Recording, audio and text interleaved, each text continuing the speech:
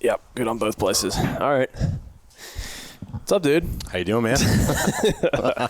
So I've actually been looking forward to this almost as much as anything. Yeah. Yeah. I have, we've been talking all week, and like a lot of the stuff we've already talked about is stuff that I'm like, man, we should have recorded that. Yeah, that's how it always is, though. But I genuinely love just like digging a little bit deeper and like asking people questions. Yeah.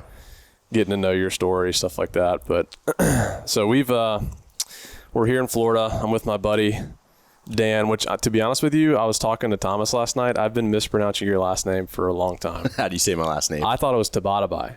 It's pretty close. It's Tabby. Tabby, yeah. Yeah. And so when he was making fun of me last night for it, but Dan, aka Flounder Pounder 69. Yeah. Classic Instagram name. Yeah, one of a kind. Formerly known as Flounder Pounder 69. You still are, but y'all started a new. Yeah, we got the new page going. It's off-land fishing. We started that. I've been kind of off social media for about the past 4 or 5 years. Right. Just taking a little hiatus from it. Yeah, the social media thing, which we'll probably touch on it at some point. Golly, I got a frog in my throat or something. Hold on. We'll probably touch base on that. At some point, but yeah, it's funny, man. I guess I'll kind of give a background of what we're doing first, and then we'll dive into stuff. So we're in Florida. We've been shark fishing from the beach, which is your specialty thing. I mean, shark fishing from a boat is one thing. Yeah, it's a different animal off the beach. 100%. And it's something like I grew up obsessed with sharks. Yeah, I've loved them as long as I can remember. Little kid growing up, obsessed with them. And for me, like my fishing, really anything I've done in life that's passion driven has always like kind of taken the next step. And so like, we'd go to the beach with my family, every other summer or so. And it's like I'm fishing in the surf with shrimp, catching like little tiny, baby sharks. Yeah. And it's like, the next year I'm trying to catch something bigger. And before really the craze of like land-based shark fishing on social media, like I was kind of already into that. That's not how I got into it. Yeah. I got into it from just going to the beach and like wanting to catch the biggest thing I could from the surf. And I don't know what the attraction or appeal to that is, but it's a totally, totally different thing when you are on the beach going toe to toe with a shark. Yeah, man, it's much different. It could swallow you whole as opposed to on a boat. Yeah, it's different. It's you versus that animal. There's no boat to kind of be the buffer. You can't follow that fish and just get near it and say you caught it. It's a tug of war between you and sometimes 1,000-pound animal. That's what I was gonna say. It's like it's the ultimate tug of war. It is, because like I think people that have never done it don't understand. Like when you're on a boat, that boat is drifting. It's moving towards a fish. So like when a fish is pulling, you're going with it. Yeah, it's basically dragging the boat. You're on a sled and it's just dragging you. You're not really feeling it to the full effect. I felt it to the full effect last night. And it's also there's another aspect of it of people don't realize like this is the shark's home. Like where there's water, there's sharks, and we're catching these sometimes 100 yards off the beach. People think you need to go out miles to see a shark. No, there are probably more of them closer to the beach than there are anywhere. Well, that's where most of the life is. Yeah, is fish coming up in the surf, in the beach and stuff. Yeah, like right now we have a tarpon migration. They're migrating down the coast. I mean, you saw them the other day, like with the drone. Yeah, we have hundreds of thousands of tarpon just cruising down the beach right off the shore. That's what these big sharks are after right now. They're coming here to eat those tarpon. Yeah, and they're not 2-3 miles offshore. They're right next to the shore chasing these things. I remember years ago, I don't know where I even heard this, but it was like some sort of statistic or just maybe just saying whatever, that was like wherever you are, if you're at the beach and you get in the water, like you are within 100 yards or something of a shark. Yeah, I mean, it's always possible, Sometimes you could be a mile from a shark. Sometimes there could be 30 within a couple feet of you and you wouldn't even know. Yeah.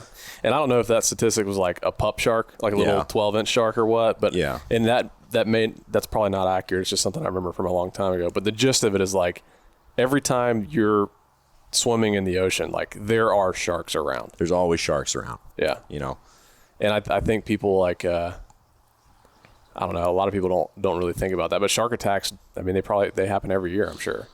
This episode of the Sequin Podcast is brought to you by Hoist. Hoist is an IV level hydration beverage that hydrates you 110% better than water.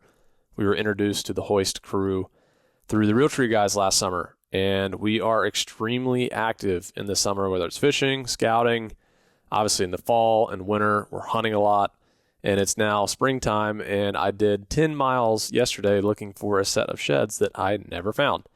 We're also in the middle of turkey season, and Hoist has been great in helping keeping us hydrated, keeping one or two of them in our packs.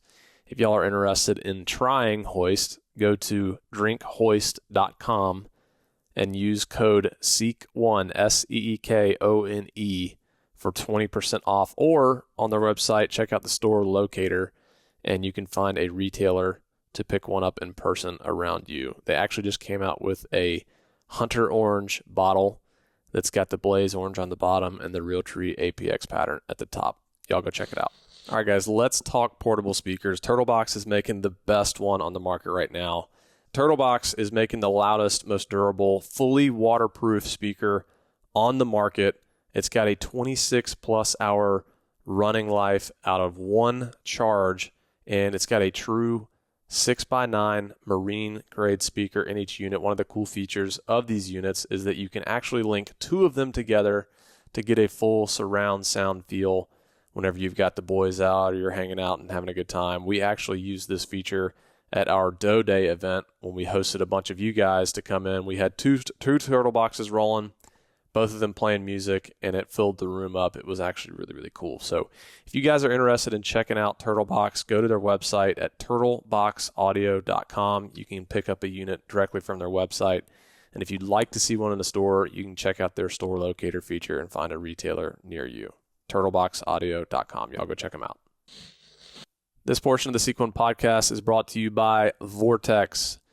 Vortex, guys, you have got to try the new Defender ST Red Dot on your turkey gun.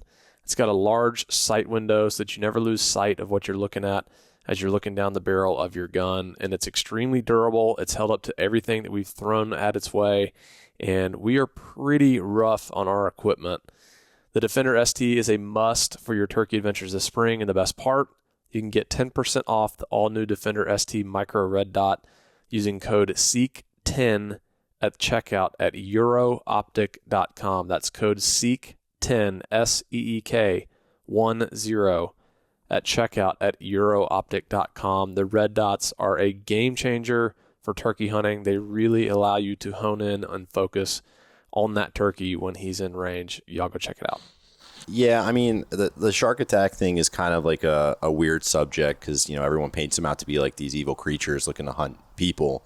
It's not really not the case, especially in Florida. I mean, there are some parts of the world where, you know, if you're in the water, you are putting yourself in harm's way, like legitimately. Here in Florida, I'd say you're relatively pretty safe if you're kind of swimming or staying in the water within reason. Most of the shark attacks actually aren't by larger sharks in Florida. They're usually by like black tips, smaller sharks that are schooling up and feeding.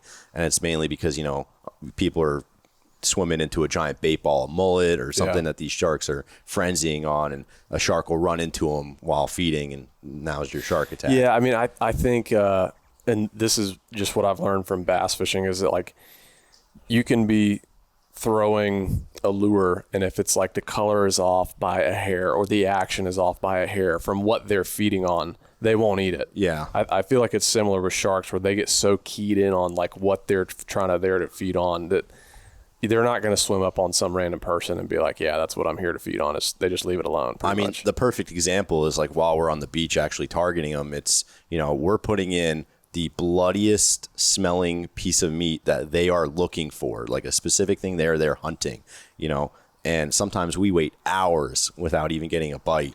And it's like, you think you're going to go in the water, you're something they're not used to seeing, not used to eating. They're not just going to attack you. Yeah. You know?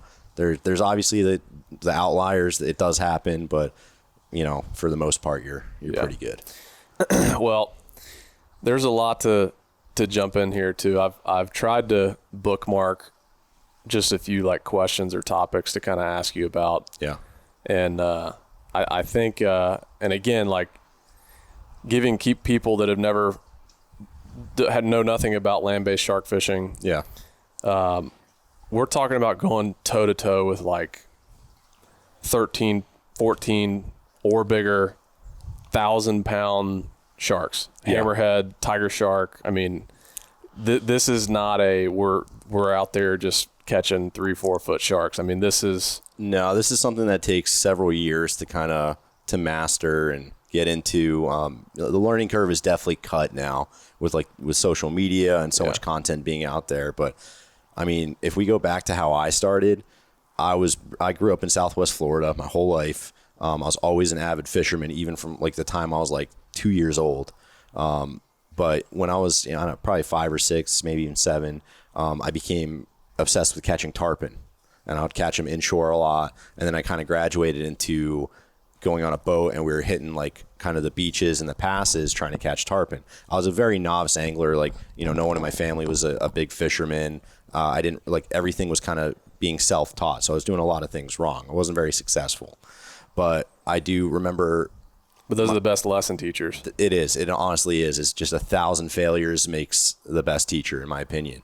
But there was this specific moment that I can trace back to when I officially became obsessed with sharks. Because I hadn't seen too many sharks. I've seen, like, when we were on the boat, I've seen small ones swim by and everything. Nothing, like, that would blow the mind of a child. But there was this one day where we hooked up, and it was one of the first bigger tarpon, it was probably like a 60 to 80 pound tarpon that I caught, and we were fishing in one of the flats off a pass here in Southwest Florida. From the beach? No, we were off a boat actually. Okay, gotcha. Right, and we were probably about 5 feet of water. Water was really clear. I was so stoked to have finally hooked my first big tarpon. I was reeling it in. I was on the fish for probably 5-10 minutes, and we had the fish about 10 feet off the side of the boat, and we were getting it closer. And out of nowhere, like a torpedo, this 12, 13-foot hammer swims straight from under our boat and just smokes this tarpon. Really? And my brain couldn't process what was happening. It happened so quick, but it was just this animal that was just like a super predator. And, you think of a tarpon, you think of a huge fish. You're like, man, this fish is massive. Like, there's probably not a lot of things that mess with this fish. And that whole notion just goes right out the window, because we watched this hammerhead tear this tarpon apart in like 3 bites. This 80-pound tarpon was gone. First bite just ripped it clean in half. The water turned into just red. It went from like this, like something out of a portrait, like crystal clear water, to just red. And the tarpon was gone. Jeez. And we watched this all happen feet away from us. And this animal that was just so large but could move so fast, so agile, could turn on a dime, just rip this thing to pieces and then just slowly drifted away like nothing ever happened. And you're how old at this point? I mean, I was probably 6 or 7. So young. I was really young. I was young.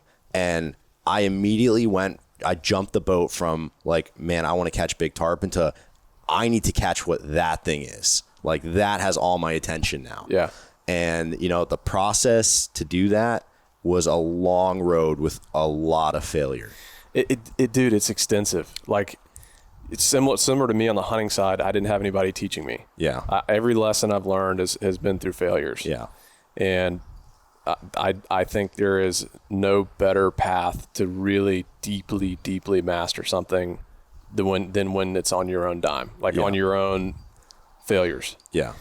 But that's I think from my perspective, like, I got into it kind of like I told you earlier, like I just was obsessed with the mystery of the ocean. Yeah. And kind of like you're saying, like this big tarpon, 80-pound tarpon, like what is out there that could just crush this thing? And instantly. It's like, yeah, you see what else is out there. Yeah. And the crazy part is that's not the top of the food chain. Like, I'm sure that a great white would smoke a hammerhead, like in a certain situation or whatever. And so it's just like the ocean's crazy. Dude, the ocean's wild. My favorite quote, man, murder soup. That's what the ocean is murder soup. Nothing is safe. Yeah. maybe orcas. Yeah. That's about it. Yeah, that's about it. But, so getting into like how much goes into this over the years, like I started small, catching little sharks. And then it's like I bought I don't even know what reel it was. It was some sort of, it's like a red pin. Yeah. Something like that. And it's just a little bit bigger. I could have some braid on it, and I was like paddling out like whiting or something that I was catching, whatever I was catching the surf. Yeah. It's like maybe I would catch, like a little black tip, something like that. And then it's like, I just, my buddies got into it. We actually started going on the East Coast, off the coast of Georgia in a pass over there and catching lemon sharks and stuff. And it's like, that was kind of a big jump for me was when we started catching like lemon sharks. Yeah. And I bought an Avid 80 wide. Yeah.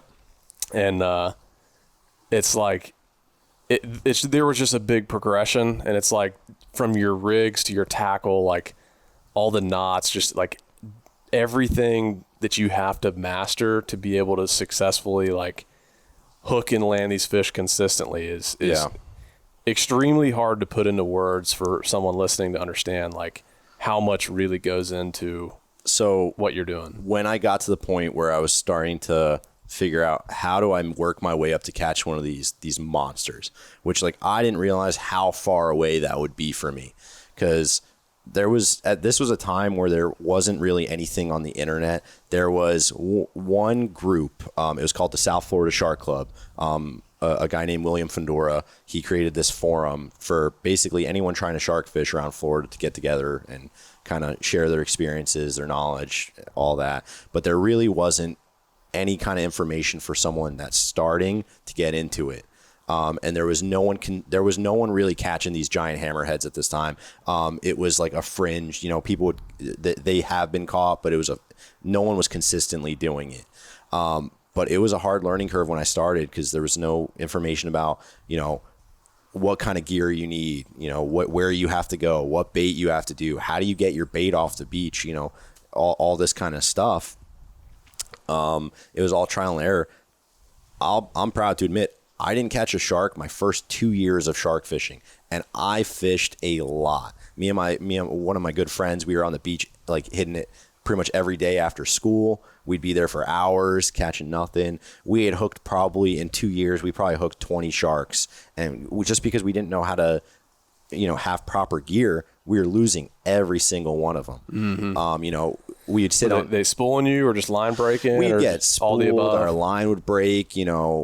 We didn't know how to tie proper, like we knew how to tie proper knots, but we didn't know how to, like, because now you're incorporating steel leaders, and now you have, like, we'd think first you just need like a foot of steel wire right to your main line, and like, we didn't understand why like the shark kept breaking us off, and we didn't understand that, like, you have to incorporate a special type of leader, because you're not just worrying about the shark's mouth. Shark have scales that are like placated, that are, if you feel it one way, it's like wet glass. On the other way, it's just like coarse 100 grit sandpaper that's like razor sharp, and it'll wear through anything. You take right now we're using 1,200 pound monofilament as a chafe leader, just so these sharks don't get through it. So like if, for example, if like a tail swipe, the fish is hooked in the mouth, he's fighting and hits the line with his tail. Yeah, you've got enough beef in that leader to withstand that. Exactly. Stuff. And sometimes like the tail swipe section kind of gets wrapped around the fish a little bit, and just like that inching back and forth movement every time that fish is moving is just sanded straight through that line. Yeah. And it's not like a gradual it happens like that. Yeah. I mean, we just got off catching a 13 plus foot hammerhead shark last night. You think it was over 700 pounds. Yeah. And we were sitting there fighting it, and you can feel the tail. I mean, and the fish is 500-600 yards out, but you can still feel the power of that tail when it's smacking that leader. Yeah. And when we're wrestling these fish in the surf, you're bloody afterwards, and it's just like from the skin just rubbing up against you. I mean, it's extremely abrasive, like a very coarse sandpaper. Yeah, and it'll happen. Like you have like such a big adrenaline dump, you don't really feel it happen in the moment, but then you're just sitting on the beach, like fathoming like what just happened. You start feeling everything starts hurting. Your skin's gone on your thighs, your calves, your shins, your forearms. It's just blood. And you're like, how did I get here? It's so much fun though. It's amazing. So, I'll kind of, why don't I do this? I'm going to get to how we met. Yeah. Actually, no. Keep going with where you're at, and then I'll kind of lead into how we met. All right. But, so you're how old at this point? I'm probably around 10, 10 years old, fishing off the beach, trying to catch these sharks. Yeah. And, I had great parents. They gave me a lot of freedom, to kind of do whatever I want, as long as, I didn't get in trouble. So are you paddling baits out in a kayak at 10 years old? Yep. Dude, you're a psychopath. Yeah. So, my family had this 3-person kayak. It's discontinued, but it was like 22 feet long. It was made for a whole family. It was a 4-person ocean kayak. Yeah. And it was really narrow, but really long. The thing weighed like 150 pounds. And my dad would we had a Yukon SUV, and my dad would drop us off at the beach after school. And, we'd call him to come pick him up at like midnight, and he'd come pick us up. But this kayak, it was me and him just dragging it like with all our gear on it. It was miserable just to not catch anything, but we were kayaking baits out. But yeah, over the course of 2 years, we just we kept failing. We'd get closer and closer until eventually we started landing some sharks. And I'm not talking about like hammerheads. You're talking like black tips. I'm talking like black tips, sandbar sharks, smaller bull sharks, stuff like, we're using mullet as bait, nothing huge. We're just trying to get something to the sand. And we finally started doing, because, we learn every day. We'd learn something like, oh, we're doing this way wrong. But, we spent a few years just kind of getting good at catching those smaller sharks. And the first hammerhead I hooked, I remember, so real quick to cut back, the technology in reels is important, because when this had started, the advancement of what we call the lever drag reel, which is your newer style conventional reel, which a lot of guys were using for bluefin tuna, marlin, offshore fishing, these big beefy reels, wasn't a thing. Like, it wasn't used in, it wasn't common to have, especially, no one knew about this for land-based shark fishing. Everyone was using the older style conventional reel, which was Star Drag, and they're Penn Senators. Yep. Pretty much universally, everyone was using a Penn Senator. Also, the kind of implementation of hollow core line, like a braided fishing line, which gives you like an extreme tensile strength to a very small diameter, made the world of different. Because we were fishing reels that are huge, just because we had to use straight monofilament on the reel, and we were using, back then it was common to fill it with 130 pound. Yeah. And how many yards are you getting at that? So if you were fishing like a Penn 14-aught, which is a monster of a reel, it's a monster of a reel, but the capability of the reel is nowhere close to what reels are today. As far as like what drag it can put out, that kind of stuff. So when we're talking drag is the ability for the reel to put resistance on a fish. Yeah. Right. And when we're talking like 60 to 80 pounds of drag, Penn Senators weren't able to do that. The new reels can.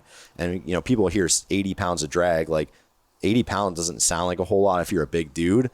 But when that is getting ripped off your reel at, 10 miles an hour. We experienced that last night. And, it's not lifting 80 pounds vertically, it's horizontal. Yeah. And that fish is taking it like nothing. It's also not like the fish is planting his feet in the ground. He's just free floating in water. He's free floating. And it's like, I kind of showed you last night how it felt to pull that line after we caught that fish. Yeah. And it's like, you can take like 10 steps before you're like, you could drag me down the beach with that if you want. Yeah, and that fish is just taking it like nothing. Yeah. So these reels in the past, the Penn Senators, they didn't have these capabilities of insane drag numbers. So you were looking at like, if you were lucky, 35, 40 pounds of drag.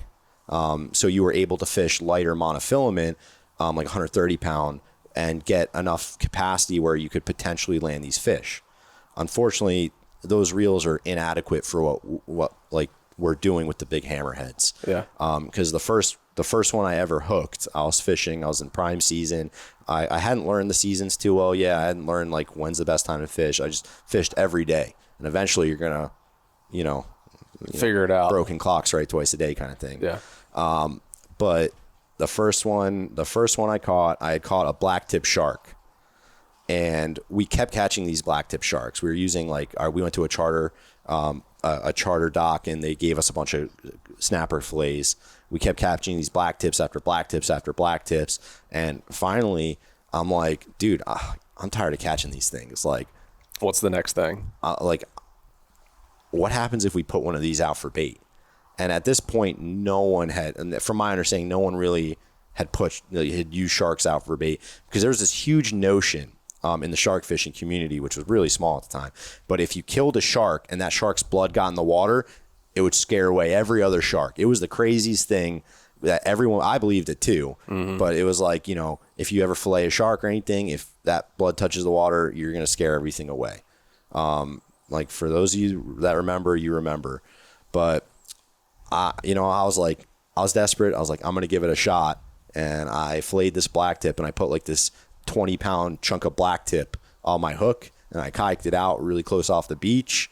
I sat down, and within 10 minutes of that thing being out, my Senator 14 out just starts screaming like I've never heard before. Like, I've never heard a sound like this before.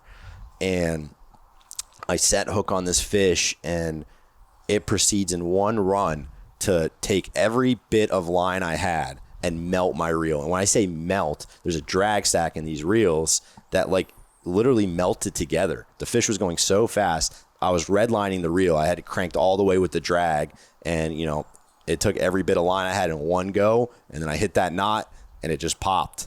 And I was like, holy crap. Like, that was power that I had never felt in my life before. Like, it was an experience. I was so upset too, because I'm like, that's the biggest fish I ever hooked. Like, it's gone. It's never going to happen again. Kind of, it was one of those moments where it's like bittersweet. I bet you still wonder to this day what it was. I mean, I know what it was. I just don't know how big it was. That's what I'm saying, how big it was. Yeah. Like, I still have, I have moments in my life too where I've lost fish, and I still wonder to this day like how big it was. And I have a similar story, and it's kind of what hooked me too. Was like, I was wanting to try and catch the next big thing, similar to what you're saying. I had a Penn Senator 12-aught, and I was with some buddies. We were in the Gulf, like up in the Panhandle, paddled a bait out. I actually paddled a stingray out. Yeah.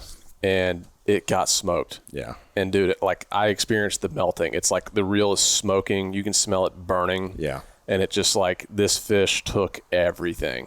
Yep. And to me, that was kind of my moment where I was like, okay, I want to, like, the one that got away, I want to catch that. Yeah. And so similar sort of stuff. But how old are you at this point when that fish spooled you on that Senator? Man, I was young. I was probably 13 years old at this point. I was pretty young. But in my mind, I was kind of like, man, that happened. I got to keep trying it again. I wasn't in the stage in my mind where I was like, oh, I hit failure. How do I bypass failure? I was like, if I do it again, maybe I'll get lucky and kind of land one of these things. Yeah. And it did not go my way. I kept fishing, going from like the small, like, cause back when I was saying we kept experiencing failure, we were using like Walmart style, like the Penn 6-aught and, smaller reels, like plastic Akuma reels and stuff like that to try to catch these like, 6 foot sharks that, those sharks were just, they had no problem destroying those reels. But once I upgraded to the Senator 14-aught, that was a reel more appropriate to catch these 6, up to 8 foot sharks, no problem, where we were consistently landing them. Mm-hmm. And then, we got to the point where now we're in the realm of we're hooking these giant hammerheads, and they are, for the most part, destroying us. We live in a spot where we have some of the biggest hammerheads on the planet, yearly visit us. And when you hook them on that reel like that, you could get lucky, but most of the time the odds are on the fish's favor. Yeah. It wasn't until I was, I think, around 15. I finally went on the forum because I had been like creeping on the forum, looking, seeing what these guys are doing, and like no one really has answers. There's a couple guys here catching some nice fish, but like nothing crazy, nothing what I wanted to do. I made a post and a guy messaged me saying hey, like, I'm familiar with that area. I want to, you want to fish together. So I'm 15 at the time. And my naive little 15-year-old brain thinks like, oh, I'm on a forum. Like everyone else on this forum is my age and everything. So I was like, yeah, man, let's fish. You know, we're two kids. We'll fish together. So I never asked his age or anything. It's just so weird. But yeah, we met up on a beach. Me and my buddy met up with him and his buddy at a beach in the middle of the night, in the middle of nowhere. And like they pull up, and we didn't realize it was them because it was my buddy Richard Otts. And you know, he was older than me. I think he was in his mid to late 20s at this point. And I'm like, oh my God, what did I just do? Like, is this guy gonna murder us? But it turned out to be like, man, one of those things that just worked out. The guy you met was Richard? He was Richard, yeah. Okay, and he was in his 20s. He was in his 20s, okay, yeah. I thought you were going to say you met up with some like 75-year-old man. No. I was skeptical the whole time. We were like met up and everything. We were like the whole first day. I was like kind of like, man, feeling each other out, I guess. Yeah. Well, I was like kind of like, I'm like, man, I didn't think this through. Like I thought this was going to be a kid like my age. Yeah. And it's not. And he was in the same boat as me, where he was in like that experimental phase of like he's trying to catch these sharks, but like everything's kind of going wrong. We haven't figured it out. But was he using the same like 14-0 Senator, same reel? Yeah, honestly, he was the first stride in me going forward in my progression, because he had started experimenting with European reels that were the lever. They were kind of they were much older style lever drag reels. And I don't even know this. I mean, I know that the lever drags are way better, but why is that?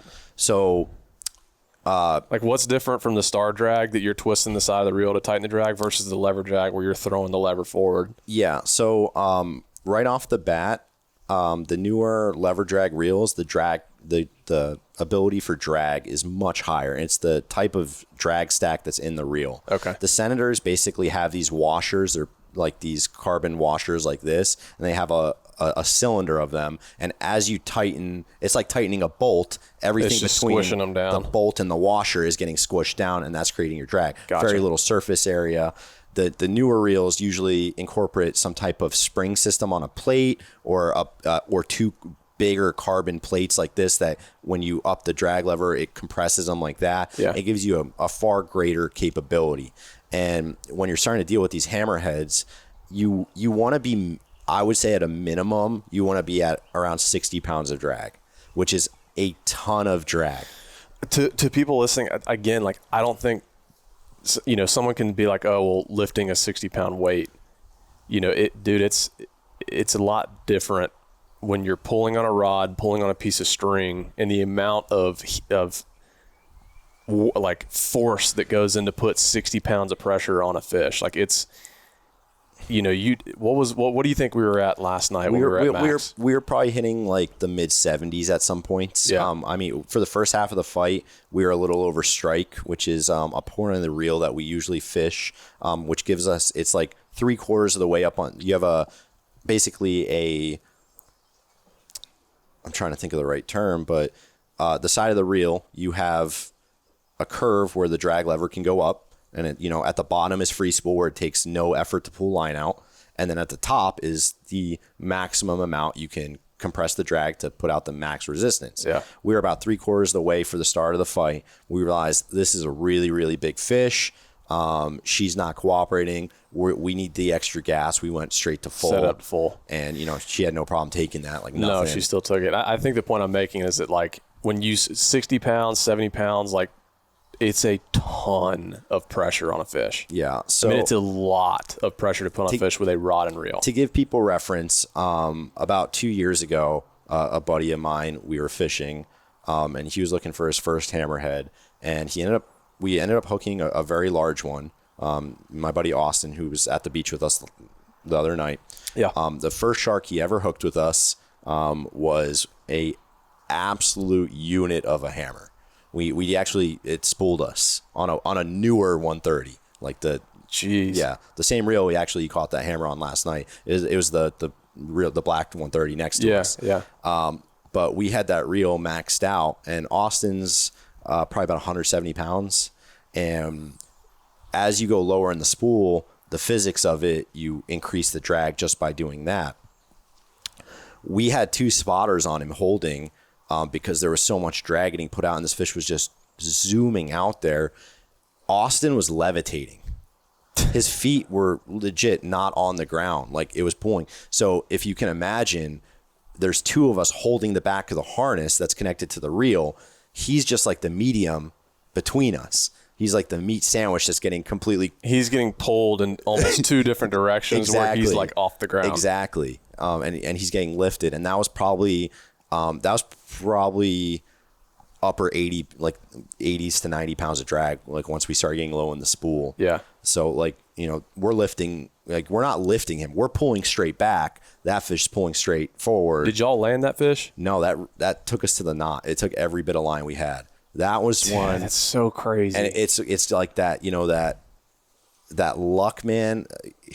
His first fish ever that he hooked was a blessing, but a curse, because it's like he didn't understand at the time what just happened. Like, that's the first shark he had ever hooked, and we were like, this is the once in a lifetime fish. Like, we've caught hundreds of hammers at this point. Like, this is probably a fish that's going to be in my opinion, is going to be one of those fish, because like, we're fishing where the world record's been caught, and we've broken that world record unofficially before, and we haven't had the issue this fish gave us, and it peeled every bit of line. What would you if I was holding a gun on you right now, what would you have to tell me you think that fish was? Lengthwise, I'd say it's probably upper 14 feet. And it was, you know, well over 1,000 pounds. You know, it's hard to say because every fish fight's different. They all have different tempers. But this fish was just different with the amount of drag we were putting out, and like, you know, nothing we did was on our terms. Even when we started gaining line, it was only because that fish decided to turn around and give us a little bit of line, and then we were like, oh man, we might get to it, and then it would turn around like it was fresh. Yeah, like it had not just decimated us. And it's crazy because we're talking about your progression, and it's like, you know, you still almost haven't reached that place where it's like, we're going to land everything we're going to hook. Yeah. Even with the most modern reels, with this super thin, strong diameter braid where you can stack a couple 1,000 yards of 200-pound braid on a reel with this big top shot of super strong mono. Like, it just... With today's modern technology, the best reels money can buy, all the best equipment, there are still fish out there that are just out of that realm of landing. And in the community, there is this argument, like, you know, a lot of people think that, you know, just like an 80 wide class reel, which is the step below a 130, is capable of catching pretty much every fish in the ocean, especially like a 130 will never get spooled. And to that, I'll say, you haven't been doing it long enough, and you haven't hit the numbers that you need to, because it's going to be 1 out of like every 100 fish, and I'm talking teener fish, like 13-foot plus hammers, that are going to do that to you. You know, I didn't believe it when I started. My first time my 130 got spooled, I was fishing, and I had a decent amount of big hammers. Like, I was very well known in the community. You know, I had some of the biggest fish out there, and the first time they were all landed. They gave me the money, but like last night I wasn't worried about us getting spooled with that 13-foot fish she caught. Yeah. Like, we had it under control. She was fighting hard, but in no realm was I worried about us getting spooled. Yeah. And that's what's hard for me to fathom, is like, that was my first time, which we fished several times now together, and we were always chasing. And correct me if I'm wrong, I feel like it was a personal goal for you to put me on a hammer. Yeah. Just to have me experience that raw power that they have. Yeah. And we did that last night, but it's been several trips of doing that. And like, that was my first time fully understanding like how much power those fish have. So it's hard for me to like, when we're strapped in and putting that amount of pressure on that fish, 13 plus foot hammer, it's over 700 pounds, to have it take the line it did. But we never hit a place of like that we're going to lose the line on this fish. I mean, we were pretty... We were fishing the appropriate gear for that fish. We were fully prepared for that fish. Yeah. But what's crazy to me is like, as big and as powerful as that fish, that there are still fish in a different league that we just couldn't do anything with. So like to give people a reference, and I know like a lot of hunters are going to be listening to this, any other shark out there in existence, other than maybe a great white, is comparable to a rabbit. If you're hunting a rabbit, right? The hammerhead is like the elk or the moose, grizzly bear. The grizzly bear, right? Yeah. There's nothing like They're it. ferocious. There is nothing like it when it comes to it, like a sportsman's dream of wanting that fight. I would say you could get into, if hammerheads didn't exist in Florida, you could get away with spending $200-$300 on a combo and catch any fish out in the ocean, any shark. I mean, we caught a couple 100-pound bull shark the night before, and like it's nothing, right? No, he didn't pull line once. Yeah, it was just kind of reeling in weight. To be fair though, like it's kind of hard because we're fishing gear meant for something way bigger. So it's like, you go rabbit hunting and you're using a 30-06, right? Kind of like one of those things. Yeah. Like you're gonna be like, damn, there's nothing left to eat of the rabbit. And even we helped that guy next to us catch a freaking dump truck of a tiger shark. Yeah. That same night, and it's like I think that fish maybe pulled line once for briefly, like real briefly. Yeah. And it's like the difference in a hammerhead. We'll get to this, is like they fight themselves to exhaustion. Yeah. And it's like a lot of these other fish, like the bull shark, lemon shark, tiger shark, it's mostly weight that you're just like kind of reeling in a bucket full of water. Like it's just weight. Yeah. But a hammer is just like, it's emptying its gas tank. I mean, it is just giving you everything it's got. And then like I mean, from seeing it last night, you could tell the difference in their physique too. They have these like a massive dorsal, massive pectoral fins. The tail itself is as tall as you. Yeah. They have this hammer that acts as like a hydrodynamic, like a fin that keeps them from getting turned and everything. And then their body is just pure muscle. Yeah. It's just like their back, it looks like one of those guys that just has traps that go to his ears. It is crazy. Like when we're standing next to that fish, the dorsal fin is up, basically up to my eyeballs. Yeah. I don't know how tall it would be, but it's like, dude, it's a mammoth of a fish. It's a mammoth, yeah. And it's, it's just a different personality of animal when it comes to other sharks because, no other shark really does that, And going back to like the reel size, like, people were saying like, I do believe an 80 wide size reel, which is a more manageable size reel, will land you probably 98% of the sharks. And then there's this 98 to 99% that you need a 130. And then there's another not even 1%. It's like a 0.01% that you're going to hook. And not every angler is going to hook that fish in their lifetime. Yeah. But you will hook that your reel won't be enough. How many times has that happened to you where the biggest, baddest gear you've got is not enough? So it's happened several times. I mean, if we're talking when I'm fishing the prime gear, like when gear hit a point to where it's advanced enough to actually land bigger hammerheads. Yeah. Total, I'd say 3 times that's happened to me now. I've seen it happen about 5 or 6 times. Back when I was fishing like the Senators and everything, it happened significantly more. I probably lost 5 or 6 fish to either, getting spooled or them getting so far out. Cause when the goal is to put enough heat on these fish drag that they can't get out super far. Yeah. Cause I would say every 100 yards of line that fish takes out of your reel, that's 100 yards of really thin, like thread in the water that's just sitting there, that something could happen.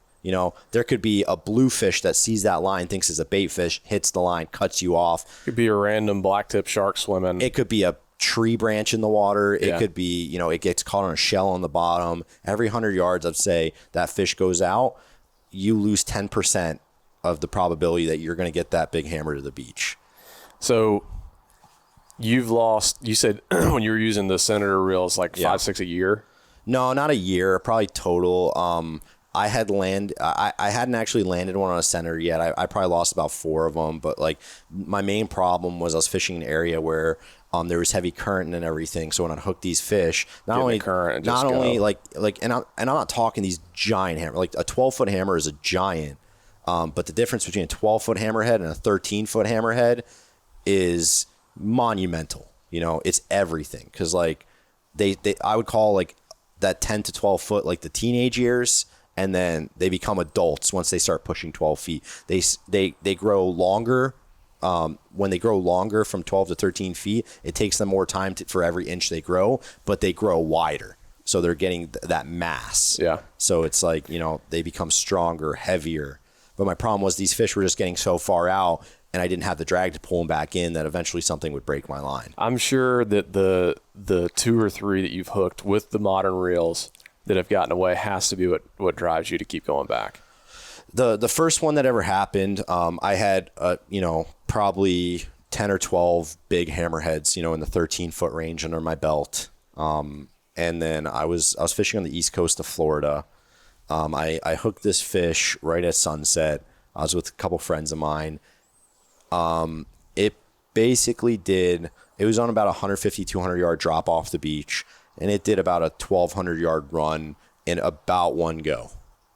And we have an idea of what this fish was. A buddy of mine were droning the beach the week prior, and we saw one of the largest hammers we ever seen. It's kind of hard to say from the drone because, you know, it's hard to get a comparison. Get a scale, but we knew it was a huge fish, and compared to other hammers we had seen. But it was probably an upper 14-foot fish, maybe, you know, that there's always the dream of the 15-foot hammer. That's the mecca. Yeah. But, you know, who knows? But that fish, it was on an Everall 14 filled with 200-pound braid and a 200-pound top shot. Took me to the knot on full drag. How many yards of line? Probably about 1,400 yards, 1,450 total. Jeez. This is a modern reel, you know, almost a $2,000 reel at the time. The reel, when I say it was a cold night, it was in the 50s, which is cold for us here in Florida. But the reel had got so hot, it created one of the coolest things ever because it looked like your reel was almost on fire. It was steaming so bad. Jeez. It was unbelievable. But, you know, it came to the surreal moment where I could see the bottom of my spool as that fish was taking every bit of line. And I had to come to the conclusion, like, I was in denial, but I'm like, this fish is going to win. Like, I'm not going to beat it. It's going to win. I'm so far. I'm like, you know, I'm 5 rounds down in the fight right now, and there's nothing I can do. And sure enough, a couple seconds later, I hit that knot. It pulled me and the 2 buddies that I had with me forward about 15 feet until, like, we were leaning back so far, we finally broke the knot on the reel. That got the spool. It took every bit of line. And you know, that was hard to deal with at the time because, like, you know, I was young. My goal was just to catch these big fish, see these awesome animals, and that happened. It was hard. Yeah. And so meeting up with your buddy on the beach. So yeah. And then progressing from there, like he was trying these new reels. So Rich was trying these new reels. He's getting these European reels called Everalls. They were the older style ones, but they were a huge upgrade from the Senators that most of the guys in Florida were using. They had more modern drag. The only issue is, like, now the lever drag reels the frames are smaller. These are reels meant to be on boats. And primarily they're used for, you know, these grander marlin, bluefin tuna, things like that. Yeah. So, you know, on the boat, they can get away. They're fishing mono. At the time, they were fishing straight monofilament on these reels, and they can get away. We have we have the problem of we need the capacity because, you know, we're fixed to a location. In a boat, you can go chase a fish down, and you only need a couple hundred yards of line the whole time. Exactly.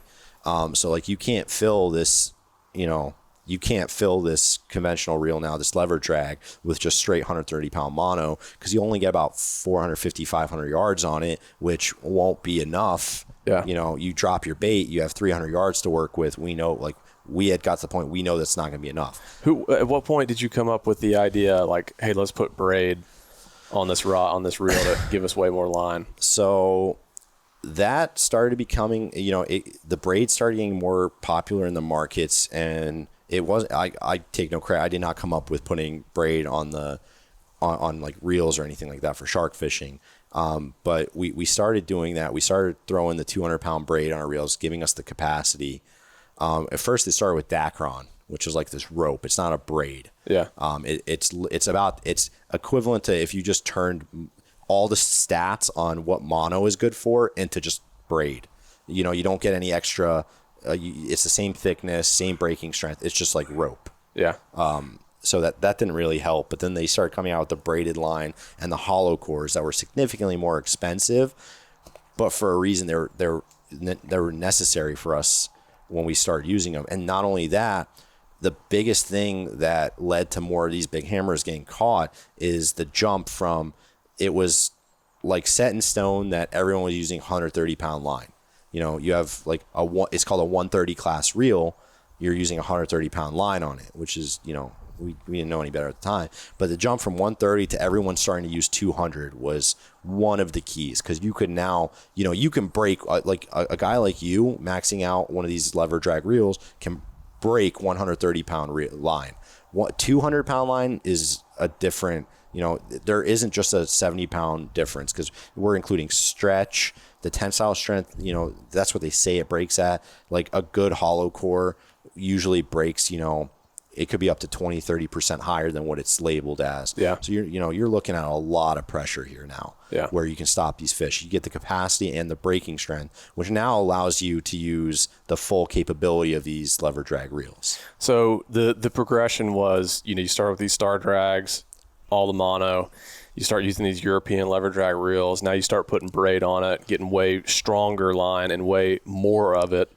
And it's like, so is that at the point now where you're starting to land more of these fish that you're hooking? So I continued, while I knew my friend Rich for the first couple months, I continued to fish my Senator, and he would just rag on me like, dude, you're an idiot. Like, you got to use this. And then I hooked this fish, another hammer that spooled me to the knot. You know, I had gone through a couple 14-aught Senators at this point. Yeah. Melted my reel. And like, to give people perspective, this wasn't like a once in a lifetime fish for me now. Back then it was, but it was probably a 12, 13 foot hammerhead, which is a huge fish, but it's not. But you've caught tons of those by now. It's not the 0.01% of those fish. Yeah. You know, there's a, you know, I'd say 30-40% of the large hammerheads out there can do that to that reel these days.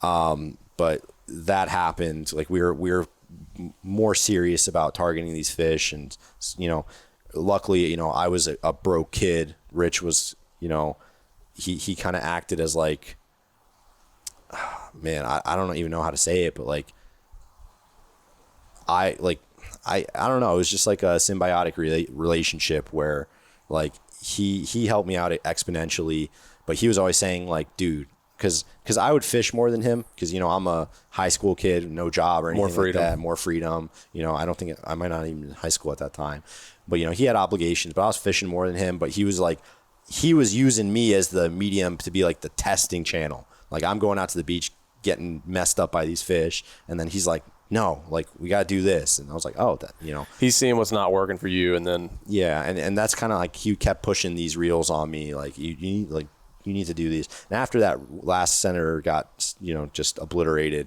I made the switch.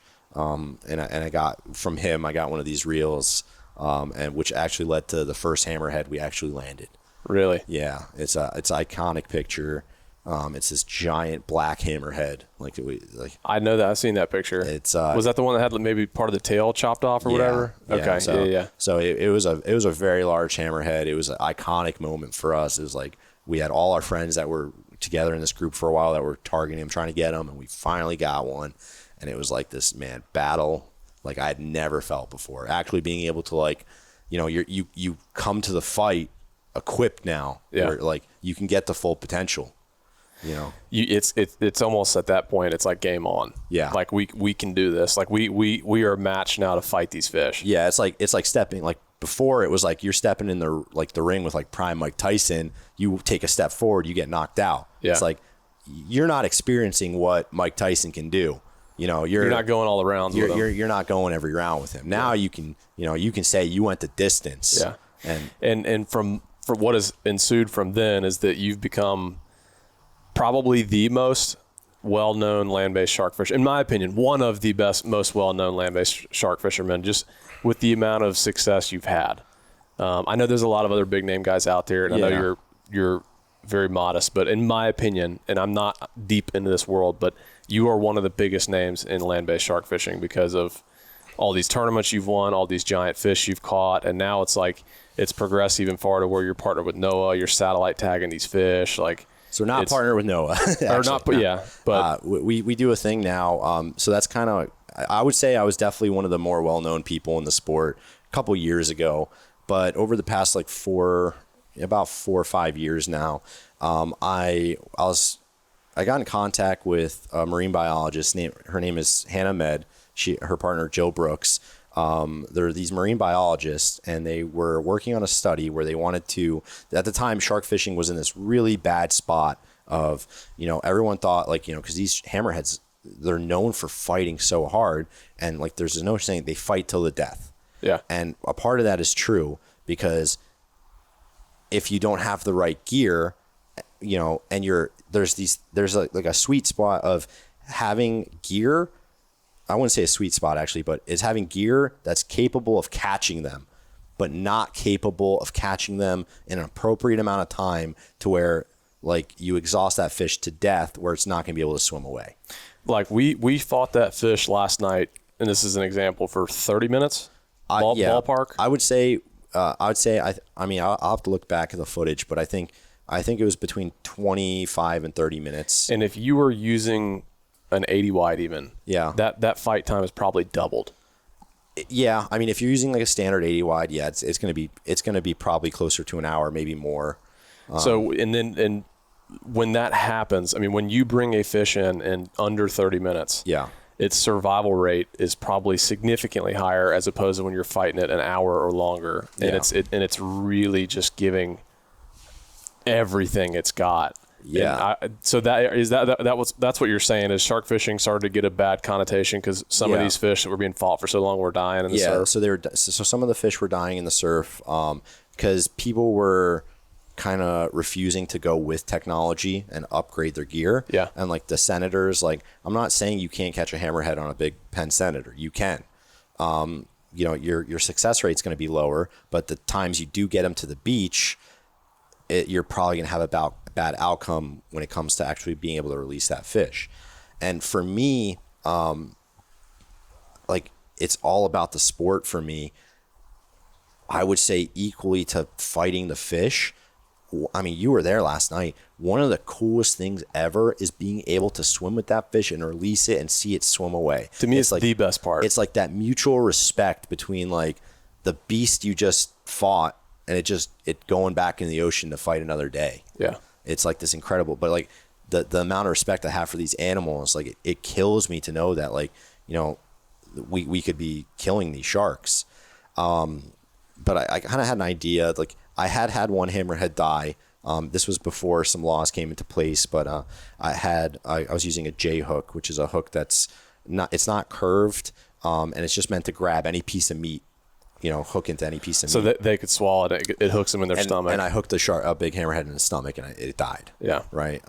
It was the first hammerhead I've ever seen die, but that was another thing of catching more hammerheads was the implementation of a big circle hook. And it just basically, even if the shark swallows the hook all the way down deep into its stomach, once you apply pressure, that hook only catches on ledges. So it won't catch on anything in the stomach. It'll get pulled straight out and then catch right on the corner of the mouth of the shark. Yep. And which is not only is it a safe spot to hook them, but it actually allows you to catch the fish. Like I have a higher probability of getting the fish to the beach because the corner of the jaw is structurally sound. When you're putting 80 pounds of drag on that fish, the hook's not going to pull out. Yeah. Versus a J hook, if you hook it in like the soft meat in the mouth, once you apply that, it's just going to rip right out. Yeah. But so I got in contact through these marine biologists, Hannah Med and Joe Brooks. They had contacted me saying that. Which we met Hannah because we fished. We did a video prior, and we caught a big tiger shark. She was there with us tagging sharks, satellite tagging sharks. I was really hesitant to meet up with them because at the point there were a lot of, marine biologists that were really against what we were doing. They had no evidence to back it up, nothing like that. But they were saying like, you shouldn't be catching sharks. There's like a big argument that they were saying like every shark you catch dies, all this stuff. They have no evidence to back it up other than like a shark, 1 or 2 sharks every year washing up on the beach. And like you're talking, this is a time where like shark fishing is getting more and more popular. There's, hundreds and hundreds of sharks getting caught off the coastline every year. Yeah. So I meet up with them. I I kind of feel out what's going on, and they're telling me they have this project where they want to find out, they want to work with anglers to find out what actually happens with these hammerheads when we release them. Are they actually dying? And I could tell immediately that they weren't on a witch hunt. They were looking to get objective data. I knew if they found something wrong, that was probably on our side. It wasn't something that they were gonna, just from talking to them, I realized that. So I realized, like, all right, I'm gonna get my group together. We're gonna partner with these marine biologists. We're gonna fish really hard, and we're gonna help them tag hammerheads. We have satellite tags. We're gonna help them put them in, and we're gonna give them the information that they can give to the public that we aren't actually killing every fish we catch, And over the past couple of years, I kind of got off social media. I didn't like where the community was going. I just want to do my part to help it.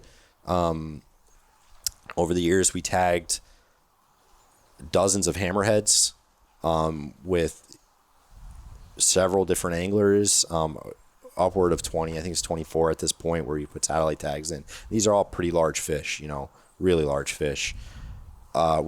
From my understanding, only one of these fish has passed away. One out of the 24. Yeah, and it was an experienced angler that caught it that made some mistakes. He wanted to fish on a day where none of his other experienced anglers wanted to fish with him. So he gathered up a bunch of guys that had never experienced catching really any kind of shark, yet alone a large hammerhead. And they went to the beach on a day where it was really rough. They connected with a giant fish. They got to the beach and they were unable to get it back in the water.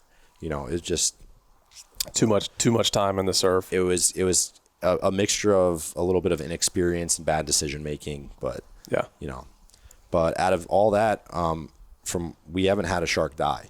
And what are you seeing on the data when you tag and release a shark? Like what are they doing typically?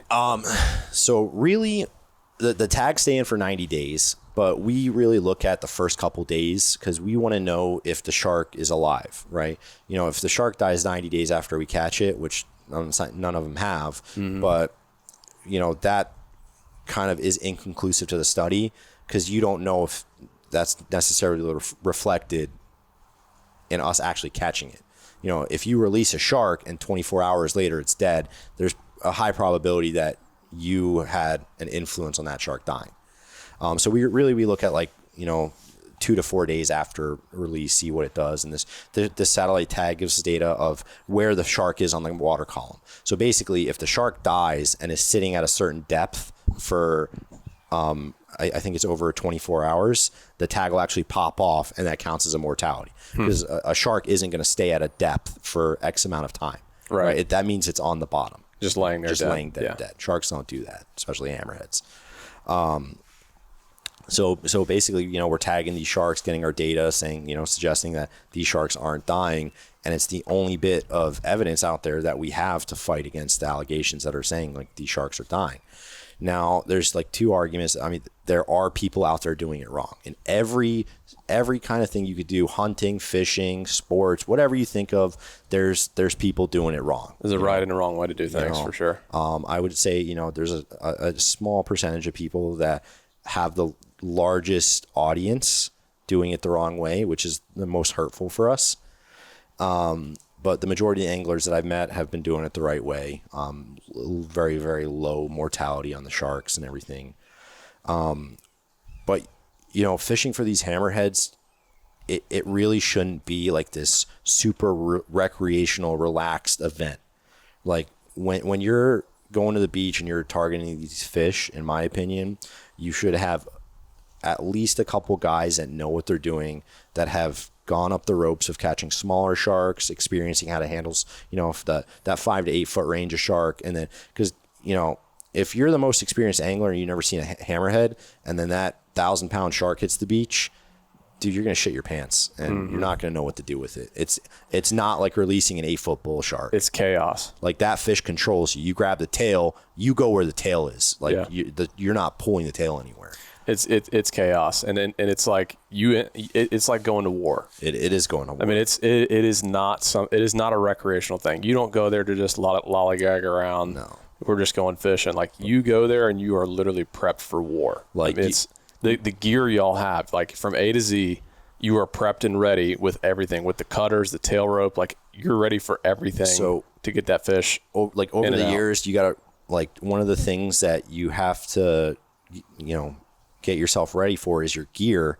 And like, just looking at how that's progressed, now we go over every bit of our gear, including the rod, reel, line, our swivels, our leader, our cable, or our wire, our hooks.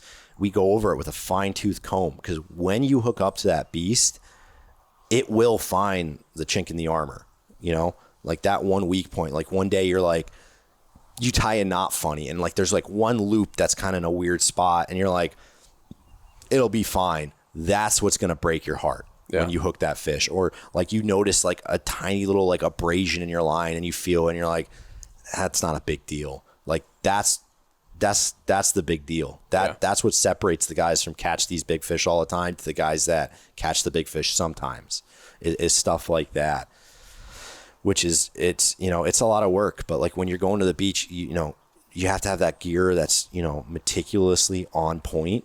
And then you have to have guys that are willing to do the work. Like I fish with Thomas Gallagher. He's a kid that started fishing. Thomas is the freaking man, dude. He's a great guy. I still keep calling him a kid, but he's an adult now. Yeah, I started. Well, the last time we fished with him, that's got to be 4 years ago, 3-4 years ago. So he was 17. Yeah. 21 now. Because I started fishing with him when he was about 14. He had recently moved here from Maine, and I met his mom. His parents are great people, and they basically just like they're kind of like my parents in the fact that like, oh, my kid loves fishing, there are worse things he could be doing with his time. And like, dude, hunting and fishing has kept me out of so much trouble. Me too, man. I'd be I'd be in some deep shit right now. So what's funny is like, and this is what I like about Thomas is and we talked about this earlier, like there's certain people that do certain things for clout. Yeah. Getting that picture to, just get likes and stuff for, and then there's certain people that do it for like the genuine passion and love for it. And you were telling me like Thomas has an Instagram, but he has posted maybe twice and like doesn't post at all. Yeah. I don't recommend you go look at Thomas's Instagram. It's not great, but you can tell that like he don't care about getting the pictures made and all that kind of stuff. And like last night we caught that fish. And I mean, we're releasing it, and it's like I think we maybe looked for a second of an opportunity to get a picture, but it was like, it doesn't matter. Yeah. We had some GoPros rolling. We had some, like, we'll get some clips of that later, but it was like, it had nothing to do with the picture. Now pictures, I do like pictures for preserving a moment. Like that's a cool thing. But I think that like, it's clear to me that you don't need the picture. It's the experience. It's the love for it. And it's the love of taking care of that fish, making sure you're giving that fish the maximum survival rate. Yeah. By not taking the time to pull it out of the water or try and pose it for a picture. It's, you get it in, you get it unhooked, you get him swimming back out.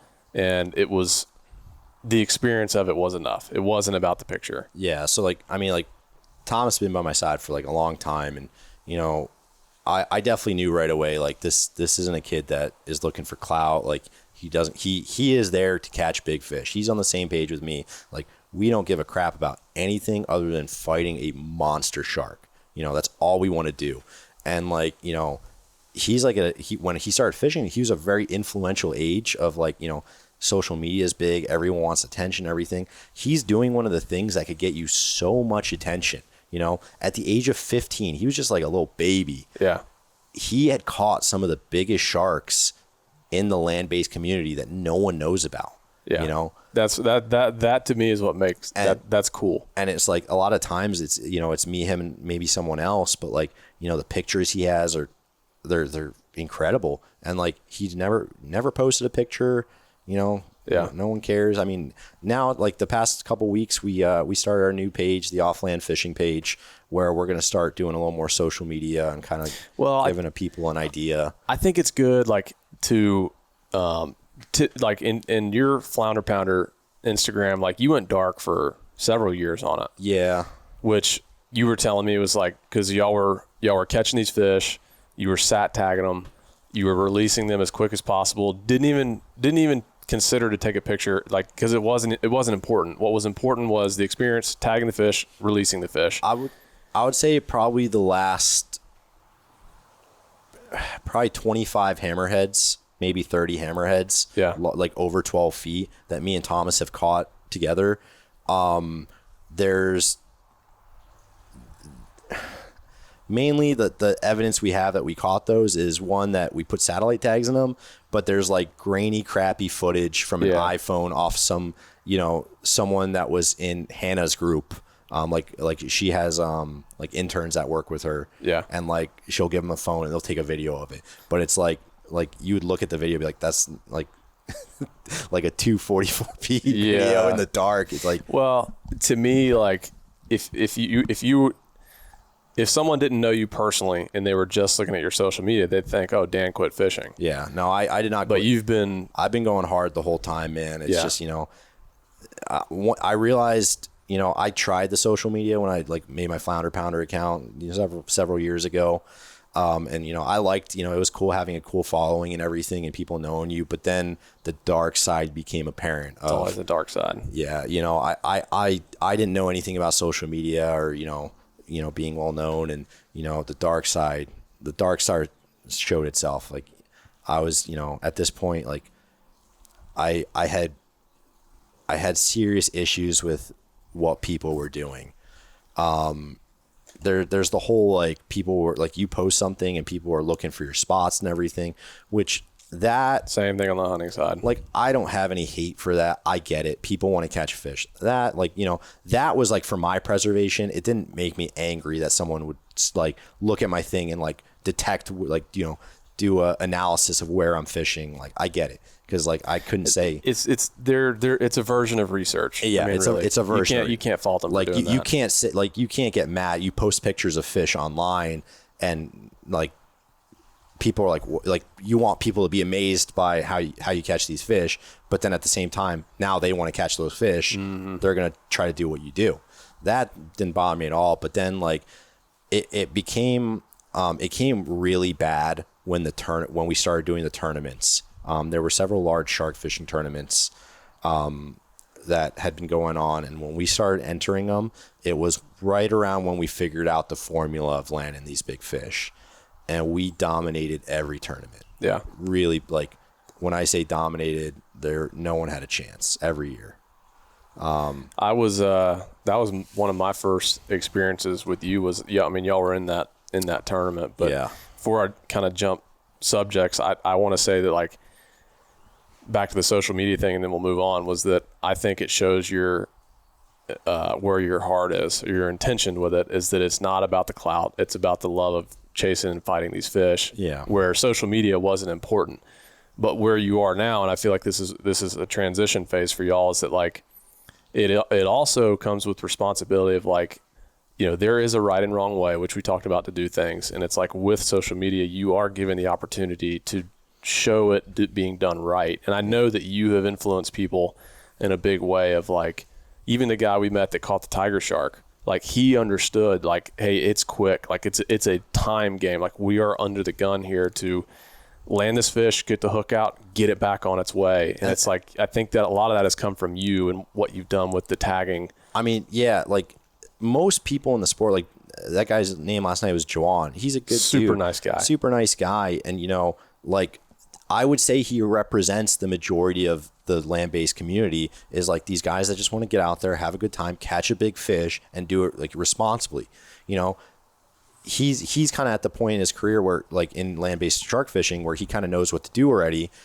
He's just waiting on that fish to come by. Yeah. Like, I don't really doubt that, he would have any issues releasing a big fish at this point. He just needs to build the experience of getting a bunch of those fish under his belt before he's like, 1, 2, 3, it's all set and done every time. Yeah. But I think that, like, you've done a good job of spreading that message of, like, take care of the fish. This can be done the right way, because shark fishing, especially from shore, did come under fire big time. Like, I remember turkey hunting in Florida years ago and coming across some random girl that like swims with sharks or whatever. And, I think I showed her a picture of a shark or just maybe I just told her like, yeah, like I love sharks. I fish for them from shore. And she looked at me like I was the devil. Yeah. That it was like, oh, we're killing these fish and stuff. And so like it did get that connotation, but I respect the hell out of what y'all have done to kind of fight that and prove otherwise. Because how far are these fish traveling after the release from some of these that y'all have caught? I mean, they travel a long ways. They kind of stay in the same area, or... So some of them travel within a couple days to the other coast of Florida. They go all the way around. They go all the way around the tip. Yeah. Some of them go to the Bahamas. Really? Yep. That's crazy. And then some of them just are more resident, like kind of hang around? Nah, they're all migrational. Like in Southwest Florida in the winter months, like your chances of catching a hammerhead are, 1 in a million. So they're just constantly moving. Yeah. And like the same fish we're catching here on the west coast of Florida. Yeah. In like the springtime, like, we're talking the late weeks of April, May, June. Those fish are in the Keys in March. In February, March. Working their way up. And then like, in the winter months from like November to February, is like the best time on the East Coast. There's times in there like where they're everywhere. They're following the black tips, eating the black tips. And then there's like bluefish migration, there's mullet migration, tarpon migration, all that stuff. And then it just so happens we have like the largest tarpon migration, in Florida here. That's what's attracting them. They're here for food. Yeah. That's pretty cool to be able to know you caught that fish and from the sat tag that pops up. Now, they're not retrieving the satellite tags. It's just popping up and sending the information, or they actually have to go physically retrieve it. So every time that shark, the fin breaks the surface, it's like within, I can't honestly remember the exact, it's like, it's either 6 inches or it comes right up to the surface. Yeah. The tag is at the base of the dorsal. So once that fin comes out of the water and the tag comes enough where that signal can break through the water, that information gets transmitted to the satellite. Gotcha. So they're not having to actually go out and physically retrieve the tags. No, honestly, we try to. There's been we've recovered a very few tags. It's a needle in a million haystacks. Yeah, kind of thing. I could imagine. Like there was one we caught here a couple years ago off the West Coast that we tagged. And the hammerheads, it's very tricky tagging them because they're notorious for shedding the tags. They're pretty intelligent sharks. They don't like those tags on them. So they'll find like reefs and stuff. And there's actually like my friend Hannah was telling me they have videos of them in like the Bahamas where they're when they've been tagged like off boats and everything. And like they go up to the reefs and they like a dog rubs his like back on a wall. They rub the tag off and they pull the tags off. That's crazy. So like we've definitely had some issues with that happening. Fortunately, most of the time the tag's in long enough to tell us that it wasn't a mortality. It was the shark just shedding the tag. Yeah. But it's hard to get the tag to stay in for 90 days. That being said, we don't by any means need it to stay in 90 days, but you just needed that initial, to know they're surviving. Yeah. It's a very expensive tag. So it's nice to get everything you can. How much is one of those tags? I'm not the one that pays for them, but they're expensive. They're several $1,000s each per tag. Crazy. Yeah. So I'll kind of back up to where you and I met, because we met before Seek One was a thing. Yeah. I mean, like we've known each other a long time. 7-8 years. Yeah. I mean, I'd have to look back, but yeah, dude, it's a long time ago. Yeah. So we met, so going back to the tournament days, and social media and why I got off is, we were dominating these tournaments. Pretty much everyone, we usually win first, sometimes even second, third place. Our team, we had changed names a couple times. I had the experience of fishing with some of the best anglers ever. There was so many of them that taught me things along the way too. Some aren't here today. I just, great experience. Yeah. But when we were in the center of the spotlight for winning these tournaments, that's when like the evil started coming out. We were getting nonstop, people were trying to get our fish, because basically you'd catch the shark, a big hammerhead, and you have to get a photo with a measurement. Like you'd have to have a tape measure next to the shark from the tip of the nose to the tip of the tail. And you'd also have to have, these tournaments were a month long, and you'd have to have a secret item. It was announced as the tournament started, you'd have to have this item. It was either a specialty drink, some kind of something special that like you couldn't just like catch a fish before the tournament and just show the picture of it. Exactly.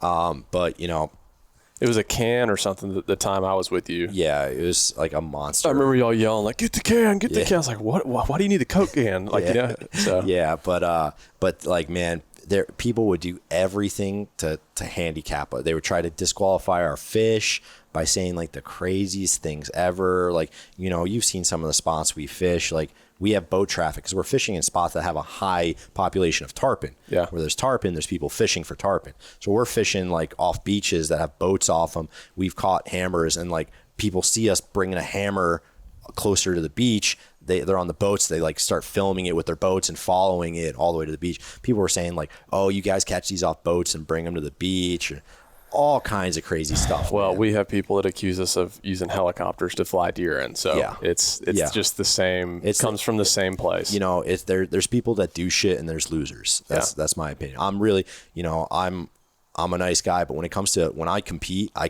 You know, I'm in it to win. I've got I'm glad I have it. I have a very, very just brutal competitive side to me. Yeah. Where like I have to win. Like I want to win. And I love that I'm competitive in that sense. But, you know, I think that's why I've been obsessive with deer. It's like I am competing against that deer. Yeah. And when it came to the tournaments, I want to win. Yeah. I don't want to win. I'm going to win. Yeah. You know, I'm going to crush everyone. I don't care what I have to do. I'm going to catch the biggest fish and I'm going to shit on the competition. That was my mindset. Yeah. And we did it. And year after year, I think, right? People did not like it. They really did not like it. You know, this was a point, not only it was kind of a fringe to like, you know, when these tournaments started, if you caught a 12-foot hammerhead, you were the talk of the community. Like everyone officially knew your name. Mm-hmm. You were like in the hierarchy of members now. And all of a sudden this team comes in and every year they put a fish on the sand that's like, you know, some people fish 10 years and not seen a fish like this, you know, and people are like, no, they can't do this, right? Like it's just not happening. So many. When you're at the top of your game like that, and I don't care what sport it is, that is a natural way of the world, is that people are coming for you. Yeah. And they will fabricate, I mean, anything they can fathom in their heads. Yeah. As the reason why you are being better than them. Yeah.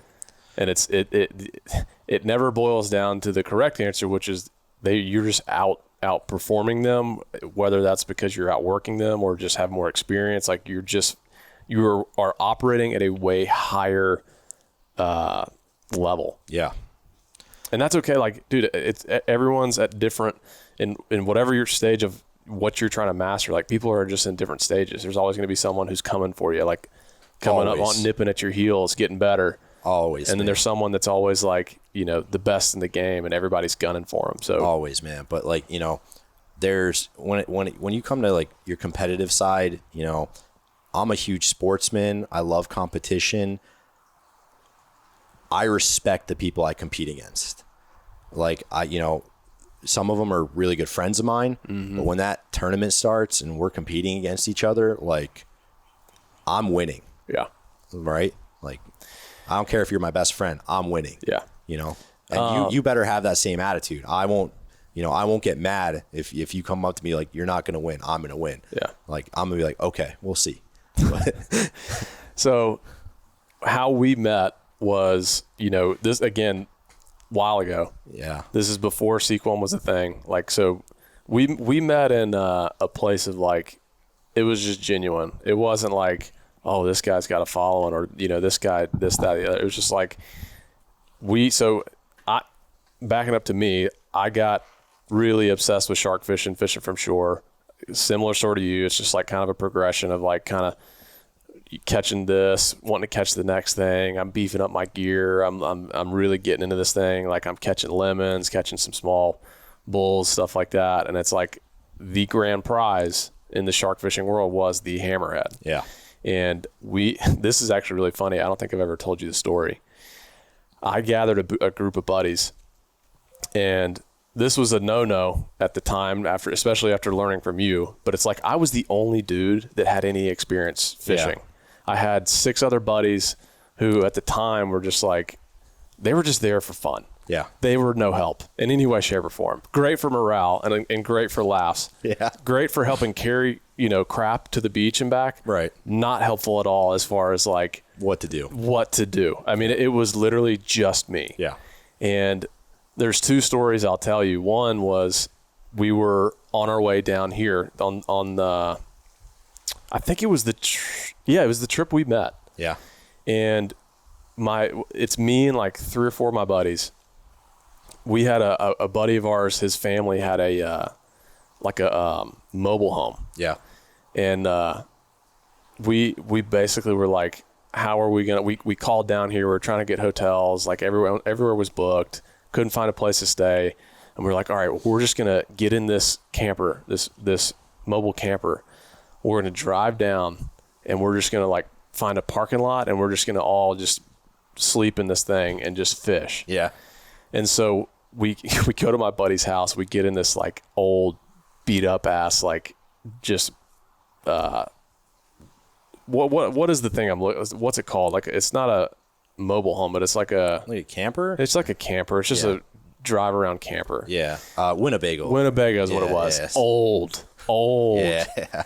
We get in this thing, like we get it fired up. Dude, we start driving down the road, and it's like a 9-hour drive down here. We made it 10 minutes down the road, and the thing just clunk, clunk, clunk, clunk, clunk. Oh, no. We break down in the middle of like a very, very busy, like 2-lane road. Like, and we are just hunkered down. Like it's, me and 3 or 4 of my buddies were like 20 years old or whatever we were. And it's like, we have this broken down Winnebago in the middle of the highway.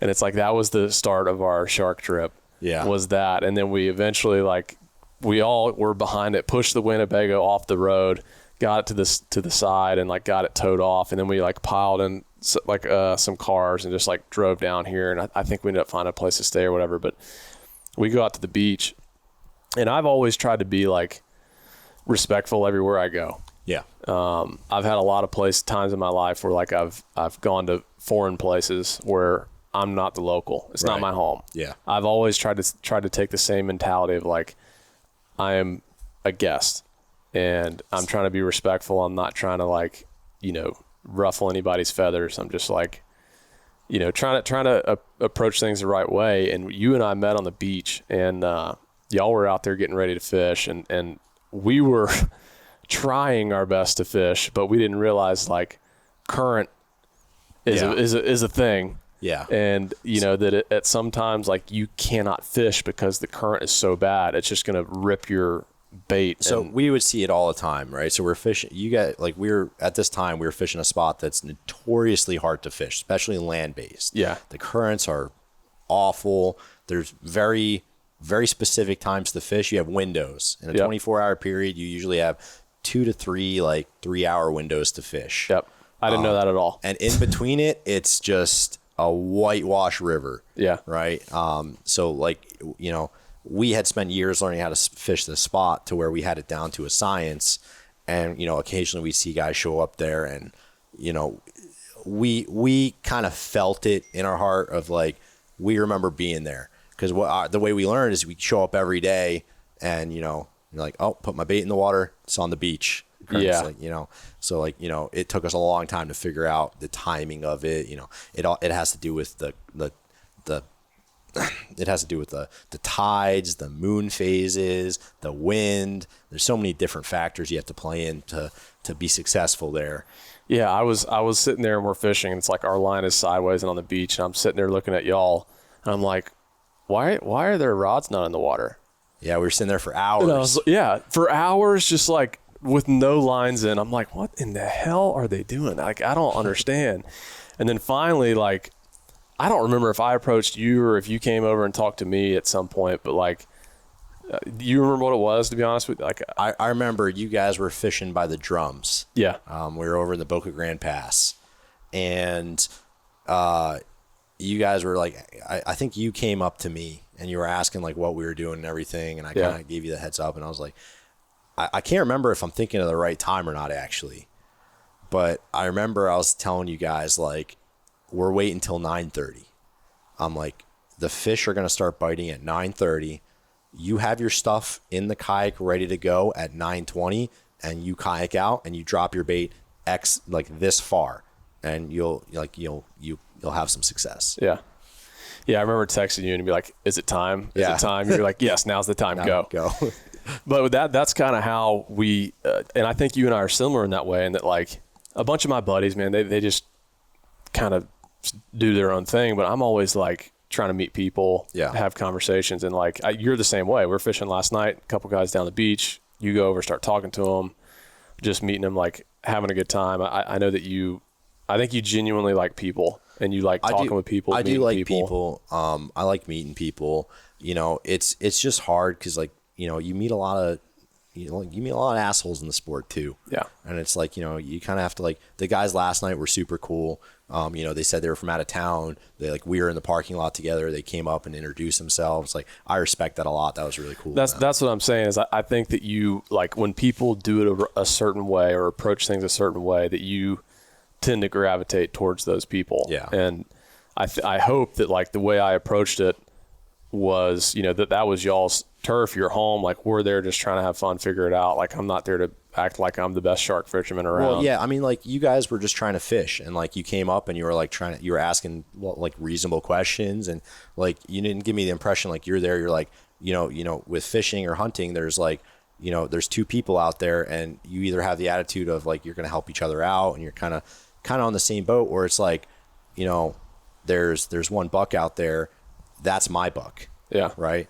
And I'm not going to tell you how to get that buck. I also think like when you approach things with a learner's mentality, as opposed to like me coming up and trying to pretend like I was something I'm not, like, oh, I catch fish all the time. Like, you know, I think I approached it with a learner's mentality. And I think someone like yourself, and I know that this is true for me, like with the hunting side, like you can see through when people are just blowing smoke and stuff. And it's like, man, I was genuinely trying to learn and not try to pretend to be something I wasn't. And anyways, you and I just hit it off from that trip, became friends. I don't even think we caught anything. I know y'all probably did, but I know we didn't catch anything that trip. And then we came back down, and it was me and my buddy Bobby. This was maybe a year after that. It was the next year. Yeah. And dude, talk about the most surreal experience of my entire life was that night that we fished with you, and y'all were in that tournament, and you caught that 13. Yeah, it was like an upper 13-foot fish, I think. But this was the end of the Big Hammer Challenge, like the last one they ever did. It was getting a little too controversial. The tournament organizer was just having a lot of problems with like the publicity, and then, you know, a lot of people are ungrateful. You know, it was a lot of things that just came too big of a headache. Yeah, it came too big of a headache to kind of run. Yeah. Honestly, in my opinion, getting rid of the tournaments was a good thing. Yeah. Not that I have any hate for doing them, because I love doing them. But it was a double-edged sword, you know. You have people doing it the right way, but once you involve money, it changes things. It changes things to people ignore the moral and right things to do. Yeah. And they it changes people. I had people I'd known, like I wasn't friends with them, but I had thought they were good people. And like now, like, you know, they see it like, oh, they're in second place. They can't catch a bigger fish, but they could get our fish disqualified. So they start reading through the rules and combing through our photos. And like one of our photos, we had, you know, the winning fish was like a 13+ foot hammerhead. And in the background, there was a little gaff. It was about a 2 foot long gaff, like a little boat gaff for gaffing fish. And we used that gaff because we'd have coolers and we'd use it to carry the bait down to the beach. That way you didn't have to hold it. Yeah. Like sometimes I remember y'all bait's doing like that. ice cold or, you know, nasty, and you didn't want to get like blood all over. And we'd use that to, you know, gaff the bait and carry it down to the beach. They were saying like we're gaffing these hammerheads and stuff. Yeah. It's a gaff made for, you know, 10-pound fish off a boat. Yeah, it's not going to do much for a 13. And they're like making these, are they people that I thought like respectable and like moral people are now like, you know, you dangle a little money in front of them and they change their tone. They're like, yeah, no, that fish needs to be disqualified. It's, you know, they gaff that fish. It's like, what are you talking about, man? Like, you know, like second place, like it's, that's not how you win. Yeah. That is not how you win. If you're losing, you take it like a man, you lose, right? Yeah. No, I agree with you there. But so it was that competition was going on when we were down here. And I remember y'all hooked that fish. You got it in quick. Yeah. Really fast. Yeah. It was a 13 plus foot fish that we caught probably 15 yards from the beach. And it was probably less than it was probably 6-7 minute fight time. Fast. Mainly because, we hooked the fish and it probably never knew it was hooked, and it was swimming parallel to the beach. And I was actually getting closer to the beach, and it got close enough to where my buddy Rich was able to grab the leader. Yeah. And so it was one of these things where the fish was so green and powerful that I remember it was like me, you, and Rich on the leader, and this thing was dragging us out to sea. We got our asses kicked. And it was like a 20-minute session on the leader. Dogfight. Just us getting, we were getting obliterated. And dude, that to this day, and this is what I'll say, like to this day, that is probably the most surreal experience of my entire life. Of anything I've done in my entire life, that wrestling match with that fish in the surf was probably the most surreal moment of my life, because it is a 13 plus foot, 700-800 pound shark. You'd gotten it in super fast, super green. And we got in a wrestling match with that giant shark in the surf. I remember like trying to grab its tail, and it would just like whip its tail, and I would just get like thrown and then just run back and like dive on it again. And it was just like, by the end of it, we were covered in blood from all the bad shark burn. Yeah. And from that moment on, I was just like, I have got to experience what that's like to fight a fish like that. Yeah, man. And that's why, like, I know, like, I could tell last night, like, I could tell you wanted to fight a fish, but you didn't want to be like, I get it. Like, you're a guest. You don't, like, we spent a lot of time for these fish. I'm just happy to be here. You're happy to be there, but you didn't want to insist. Like, you didn't be like, I want to be the one to catch the fish. I knew you would never ask that, but I was going to be the one that insists you need to experience. You didn't give me an option last night. I didn't give you an option. And the reason for that is I need you to know. People looking from the outside, they don't know what we experience. Like these other anglers that are catching these giant fish, like they know. Yeah. But like to be on the rod when you set hook into a fish that literally you are helpless against, that's a different perspective. I didn't have any perspective at all until last night. Yeah. I've caught lemon sharks, bull sharks, caught that tiger shark with you. And it's a different thing when you are just toe to toe with a fish like that. Yeah. But it's like back to that moment with you all these years ago before Sequel, any of this stuff, like it is hard to fathom a fish that big in front of you. Yeah, like actually in front of you, you are hands on with it, and it is sitting there just thrashing and throwing you around. Like for people that have never seen it, and that was my first time like seeing it, I'm just in my mind, even to this day, I'm like, did that really freaking happen? Because it's hard to fathom a fish that big in front of you just crashing around. Yeah, and it to me, it was like that's one of the most one of the most wild experiences I've ever had with anything in the animal kingdom. Like, what other thing can you do where you get to, like, you're literally wrestling this apex predator of the ocean that outweighs you 3-4 times, you know, and is so much strong. Like the tail of that thing, you hold on to it, and it's just throwing you like 5 feet in each direction as you try to hold on, getting control over it. It's like, where else do you get to experience that? Dude, you enter a warrior like mentality. Yeah. Like last night on the reel, I'm dying. Like my arm is thrashed from we gained. It was, how many yard drop do you think we dropped that bait at? It was probably about 300 yard drop, 350 yard drop. And then, the initial, when that shark ate the bait and started going, like the first run was probably another 300 yards.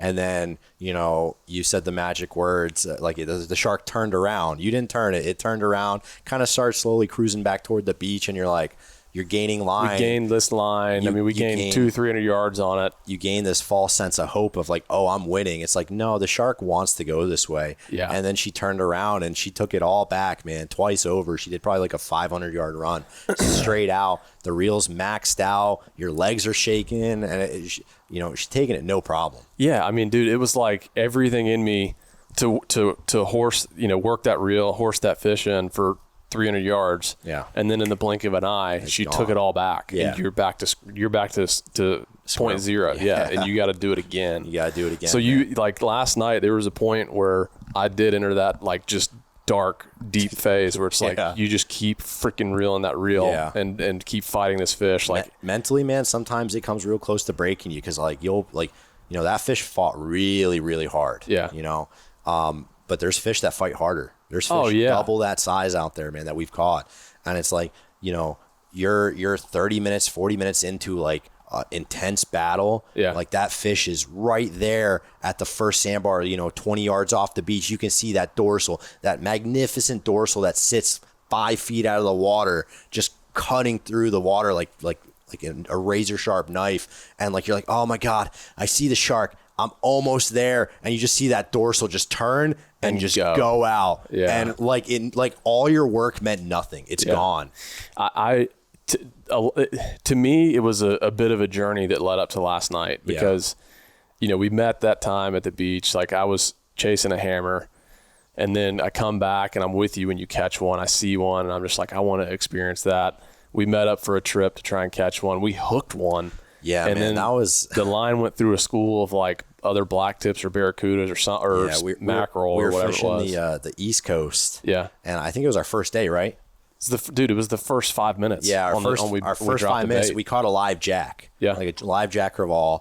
We run it over, put it on the hook. I kayak it out. I drop it, and before I was back on the kayak, I saw you guys like I dropped it. I saw you guys put the rod in the rod holder, and I'm kayaking toward the beach. And I see everyone just run toward the rod. I'm like, there it is. It went. We fought that fish for long enough to know it was a hammer. Yeah. And then the line went into a school of something and popped that line. Yeah. So we were fishing during a migration over there, and it was like a big pot of mullet, and everything was on the mullet. And we were watching the pot of bait was like couple 50 60 yards down the beach from us, from where our line was, and it just slowly started coming to the right toward us. And like we were watching this bait ball, and there were black tips and barracuda just jumping straight through it, and we're like, oh, I didn't like that. I had a bad feeling right at that point. And as this bait ball is going left and your hammer's going right, or no, your bait ball is going right, your hammer's going left, they intersected, and your line was just staying right in the middle of that bait ball. And then one of those barracudas just jumped right into the line, cut you off. So many things have to go right. And so, I mean, it's been a multi-year journey. It's like we've made efforts to try and do this thing. And it's like it all led up to last night. And it was pretty cool. Yeah, man. It was a super bucket list, like massive check mark for me. And I'm forever grateful for you helping me achieve that. I never could have done it by myself. Seeing people experience that, man, is like one of the greatest joys in my life. Yeah. Like people that want to do it and get to experience that are serious about it. And you might have been the favorite person I've ever brought on this experience, because as like a really seasoned, experienced hunter, though you're not experienced in shark fishing, you're experienced somewhat in the same experience. Whereas we spend thousands of hours hunting these, you know, the pursuit, the misery, the trips that don't go right, and you're just killing yourself. They didn't go right. Everything went wrong. You know, people, you know, see all these fish we catch and they're like, damn, how is it so easy? It's not freaking easy. You know, they just don't understand the work that goes in. You're hitting that. It's similar to us on the hunting side. It's exactly. Like they're seeing a 20, 30-minute video, and they don't understand, like... It took a long time to make that video. It's impossible to put into words how much effort and work goes into that end result. And it makes it so much sweeter. Like, absolutely. You know, some people learn it kind of in reverse. Like Austin, you know, his first time he hooked that giant fish and he lost it. He got spooled. The next year, he got lucky enough to catch his first hammer, and it was a big hammer. It was similar size to the one you caught last night. And you know, he was relatively, you know, he had gotten some experience over the year he was fishing with us, but you know, sometimes, you know, it'll take people a decade to learn how to catch this. I mean, now there's social media, you can cut that learning curve so hard.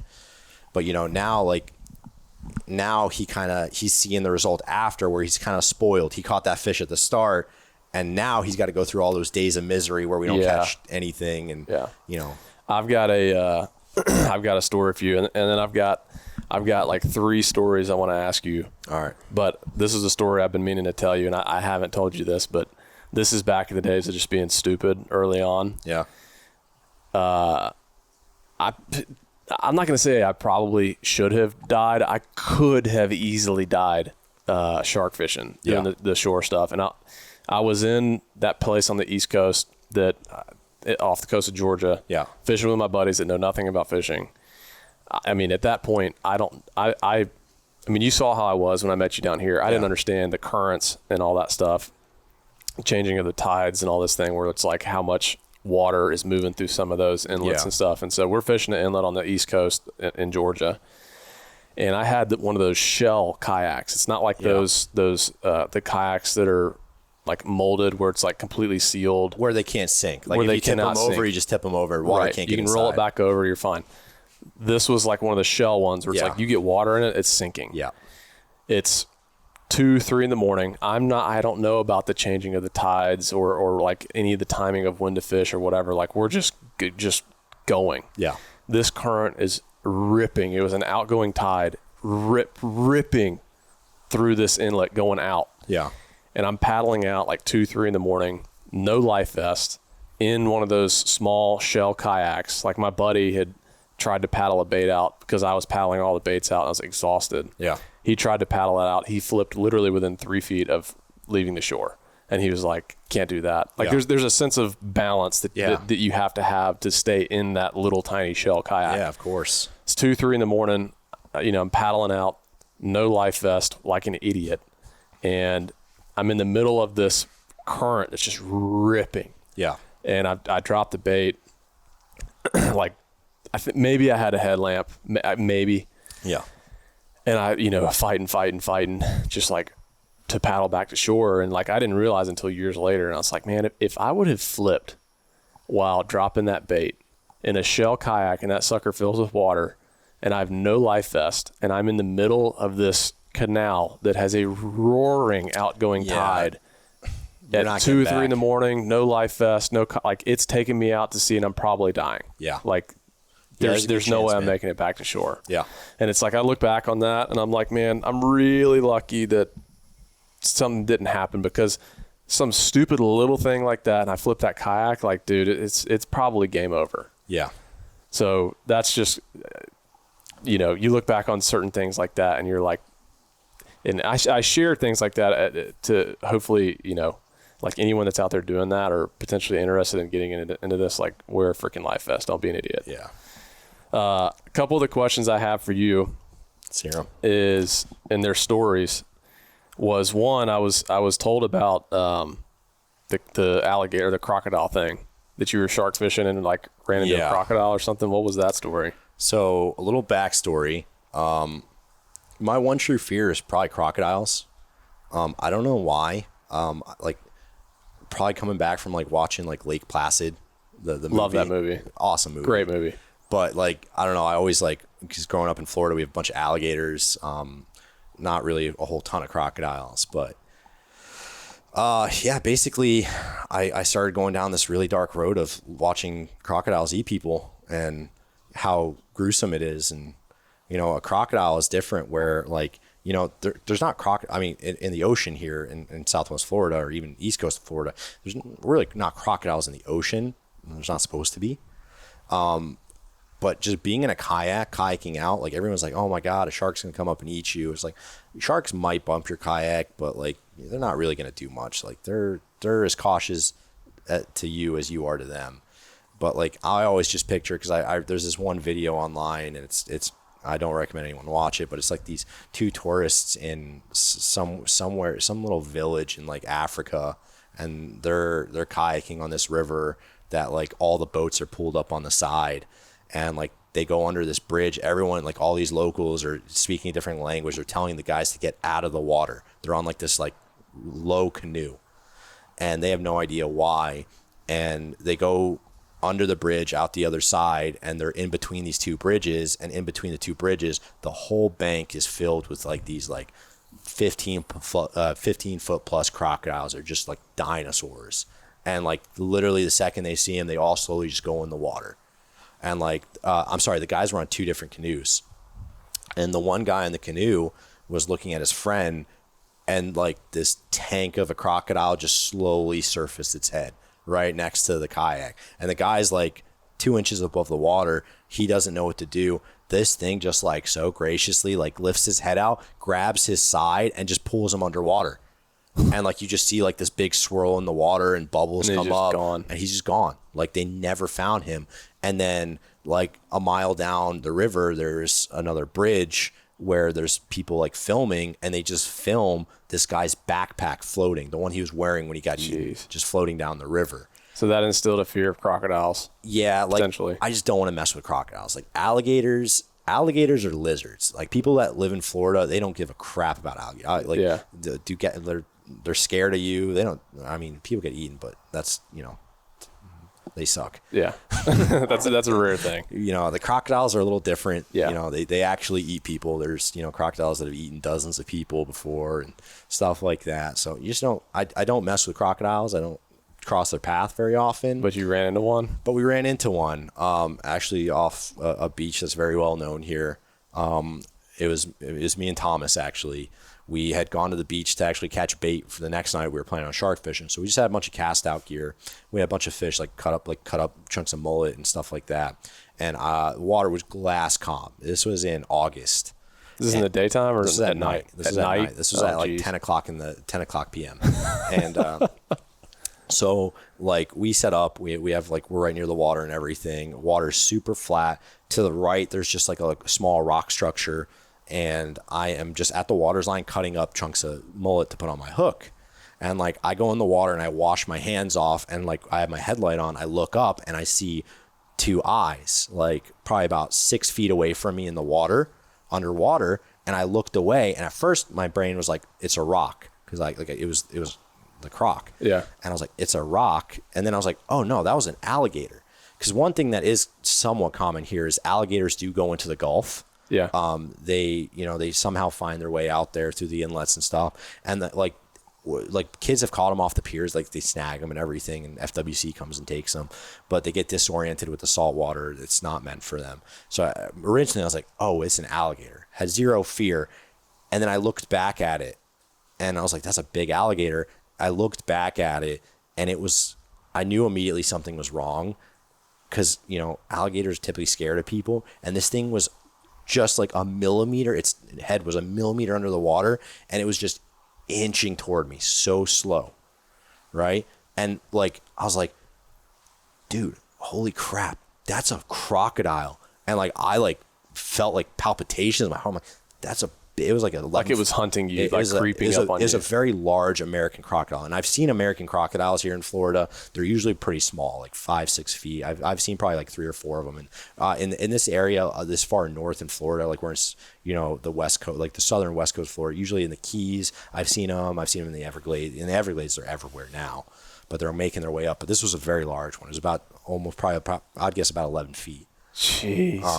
What did it end up doing? So I like immediately just like worst fear just happened, like freaking out. So also give you perspective, I was literally about to get on the kayak and go out right into this thing too.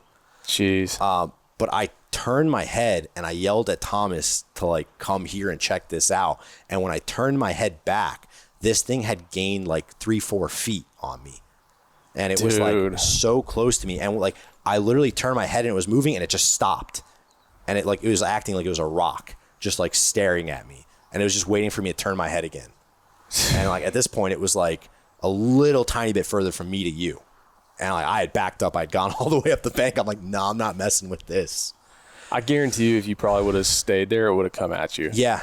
I definitely think that. And like, that's a big difference between the alligators and the crocodiles is like that thing, like, I'm not saying every crocodile is out there to like kill you or hunt you, and most of them aren't. But like, I think this crocodile was probably an area where it was struggling to get food too.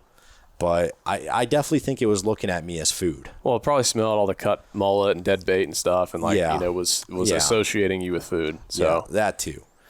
I never. That's That's not something I would necessarily picture as paddling out a bait to shark fish and running into a crocodile. Dude, I would have lost my crap if I was out in the kayak and a crocodile swam up to me. I would be emotionally scarred. All right, that. next story that I have briefly heard, but you've been shot.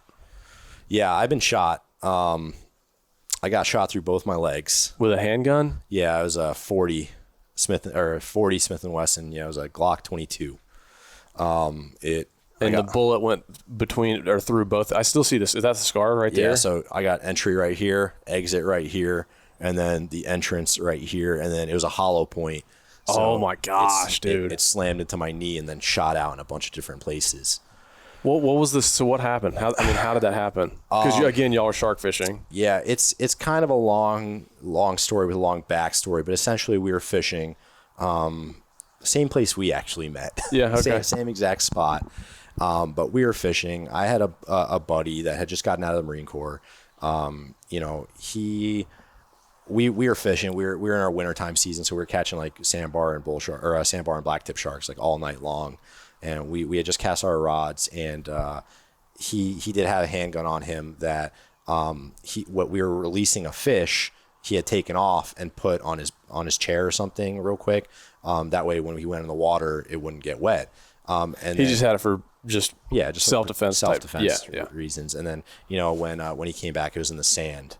It had fallen over. And we were sitting waiting for our next bite, and I was laying down next to him with my legs up, like my knees up. Yeah. And then he was sitting in like a small fold-out chair next to me, and he went to go clean the gun and missed a step of for a Glock to disassemble it. You have to disengage the trigger. So you make sure the gun's clear, pull the trigger, disengage the trigger, then you can actually pull the slide off once you hit the little clips.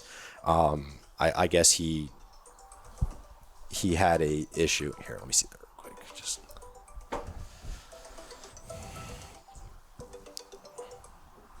the top one, yeah. Yeah. I was like, what is that noise? Anyways, so he had. So he's cleaning the gun. So he had missed a step and shot around. It went straight through his hand, blew off half his hand, and went straight through my legs. So he's holding the gun, trying to clean it. It goes through his hand. Yeah. Bullet goes through both of your knees. Yeah. And I was wearing sweatpants at this time, so I just got it scared the shit out of me. I didn't know what happened. Like my first thought was like, did he just kill himself or like what happened? I didn't understand why the gun went off. What happened? Right. Because I also looked over and he was in shock that his hand was mangled. Jeez. And I hadn't realized I got shot. Didn't feel it. I didn't feel it. I was going to ask, because I've always been curious what it feels like to be shot. No, I honestly, genuinely did not feel it. The one thing I did feel is when it hit me, I felt because my legs were up, I felt them sway a little bit, but didn't think anything of it. But I was staring, I'm like, hey, what just happened? It wasn't until I tried to get up and realized I couldn't move my legs at all that I had been shot, because I looked at my sweatpants and I saw a hole with it was starting to the blood was starting to soak through. I was like, oh man, dude, I'm hit. And then I looked on the other side and I saw the exit out of the sweatpants. I'm like, oh man, all right, it went it went through. And I looked at my other leg and saw another entry. I'm like, shit, both my legs are hit. Dude. I can't move my legs really. My quad muscle was just shredded. It shattered my kneecap on the left side. What happens? I mean, y'all call the police? What? I mean, so the thing is, my phone was on 1% battery. So I called 911. I was like, hey, there was an accidental firing. I got shot. And I just said, this is where we're at, where we are, set out every information I could for them to find us. And then my phone died. So I was like, God, I hope they can find us, because we're in kind of a remote area at the time, in the middle of nowhere. But luckily, dude, they were so fast. They did get there fast. Yeah, within a couple minutes, So you can't walk. So did they load you up in an ambulance? How? Yeah, no, they put me on this special beach cart and brought me down the beach to the ambulance, and then they ended up getting me to a hospital where they treated me for that. Fixed you up. I mean, yeah, but I really couldn't walk very well for a long time. And like I was very athletic when this happened. You know, I was a swimmer, wrestler, all that. Yeah. Big into fishing. And then it was like this life altering event where now like the doctors were really telling me like you're probably gonna be walking with like a pretty bad limp and like, you know, your mobility, your knees. This next part of the story is to me my favorite part. It's funny. It takes a dark turn. On this side of it, it's funny. Yeah, I find it funny time, now. it's probably not that funny, but you know, over the like, you know, they told me I'd be walking funny. You know, I wouldn't be basically the rest of your life. Yeah, I wouldn't be able to do like the things I wanted to do and everything. And, yeah.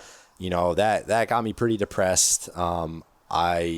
I gained quite a bit of weight in that time.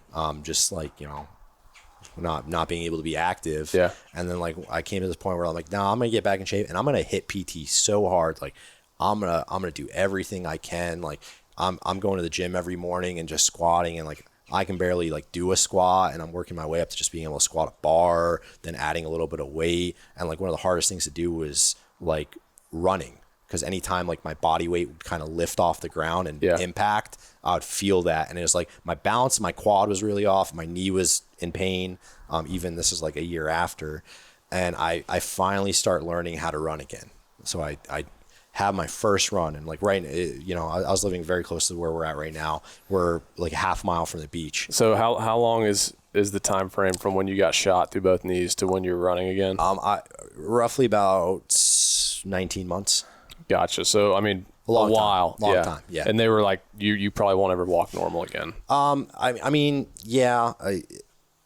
I don't know if I'm not trying to sound dramatic. They weren't saying I was going to walk normal, but they were definitely saying like your level of athleticism is going to be different. Sure. Like you're not going to be doing crazy. You're not going to. So, but what I guess what I'm saying is like you kind of beat the odds to get to the place of where you're running again now. Yeah, I was working extremely hard. Like I didn't want this to be like a defining moment of how I am. And so what happens next, Dan? So my very first actual run, like I had kind of practiced running a little bit, but my very first run, I had this old path where I'd run about 5 miles every other day, every other couple of days, where I'd run from my house to the beach, and then it was about half a mile to the beach, and then I'd run way down the beach on the sand, on the hard sand by the water. So on my very first run, I run to the beach, and I'm running down the beach, and it's a nice day. There's a decent overcast. It's not raining or anything like that, but I'm about 2 miles down the beach in a pretty remote area. There's a bunch of houses near me, but this is in the middle of summer, and all these houses are empty. They're like winter homes for people. And I'm running, and I just wake up with waves crashing over my head. And it was like this Saving Private Ryan moment where the world had just exploded for me. I couldn't hear a thing. That same whistle from the movie, that scene in Saving Private Ryan where the guy gets hit by a bomb, his ears are whistling, like everything's blurred in slow motion. I had no idea what just happened. All my muscles in my body were contracted so painfully. Like you had the worst cramp, like a calf cramp, but just in every muscle of your body. And I didn't understand, like my skin felt like it was 1,000,000 degrees. Like someone was just holding a lighter up to you. And it took me a minute to realize, I'm like, I just got struck by lightning on my very first run. I don't mean to laugh.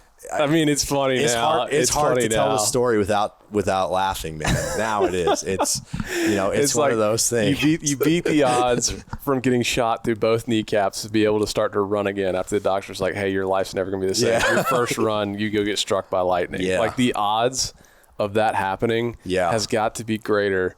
Like you could probably win the lottery multiple times in your life before that would ever happen again. Yeah. And that was significantly worse than getting shot. Really? Yeah. Struck by lightning's worse than to get shot? 100% would get shot 3-4 times over than get struck again. The pain from that was awful. The thing I find crazy though is I was literally a coin toss from being dead, because I would run pretty much like right where the waves would go over and come back, because that sand's packed. And you're running on the beach, it makes it, you know, better to run on. Right. When I got struck, I fell toward the water on my back. And when I woke up, I remember being like waterboarded by a wave, but I could breathe because I was face up. Had I fallen forward face down, I would probably drown. I would have probably drowned and been dead.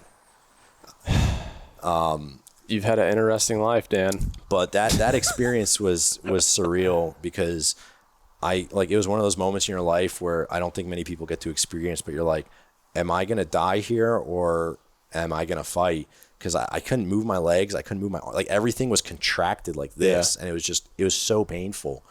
And I was just in the surf and there's no one around. And I'm like, my phone's gone. Like I was wearing headphones and like one was still in my ear.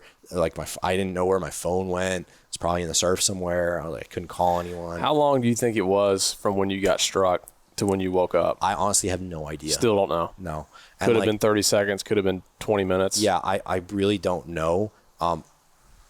I wish I could even guess, but like at that time, I had no perspective of time. Like my brain was so rattled. Like I could only think in like, it took me a second. I'm like, I need to compose. How do I get help? Because I couldn't even talk. Like I tried yelling, but it just like, I don't know. I was so disoriented. I like just made like this incomprehensible sound. And I was like, I need to get to the road. So there's like 60 to 70 yards of beach. Yeah. And there's these houses. And then there's I'm on a key. So there's just like a road that's, people occasionally drive by.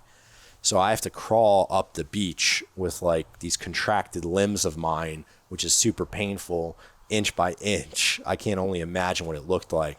But up the beach, I went through someone's yard and then basically crawling. And the house I went through their yard, their front door had like these big steps that I couldn't get up. It was like 5 or 6 steps up to like a porch where their door was. And I literally couldn't get up the steps.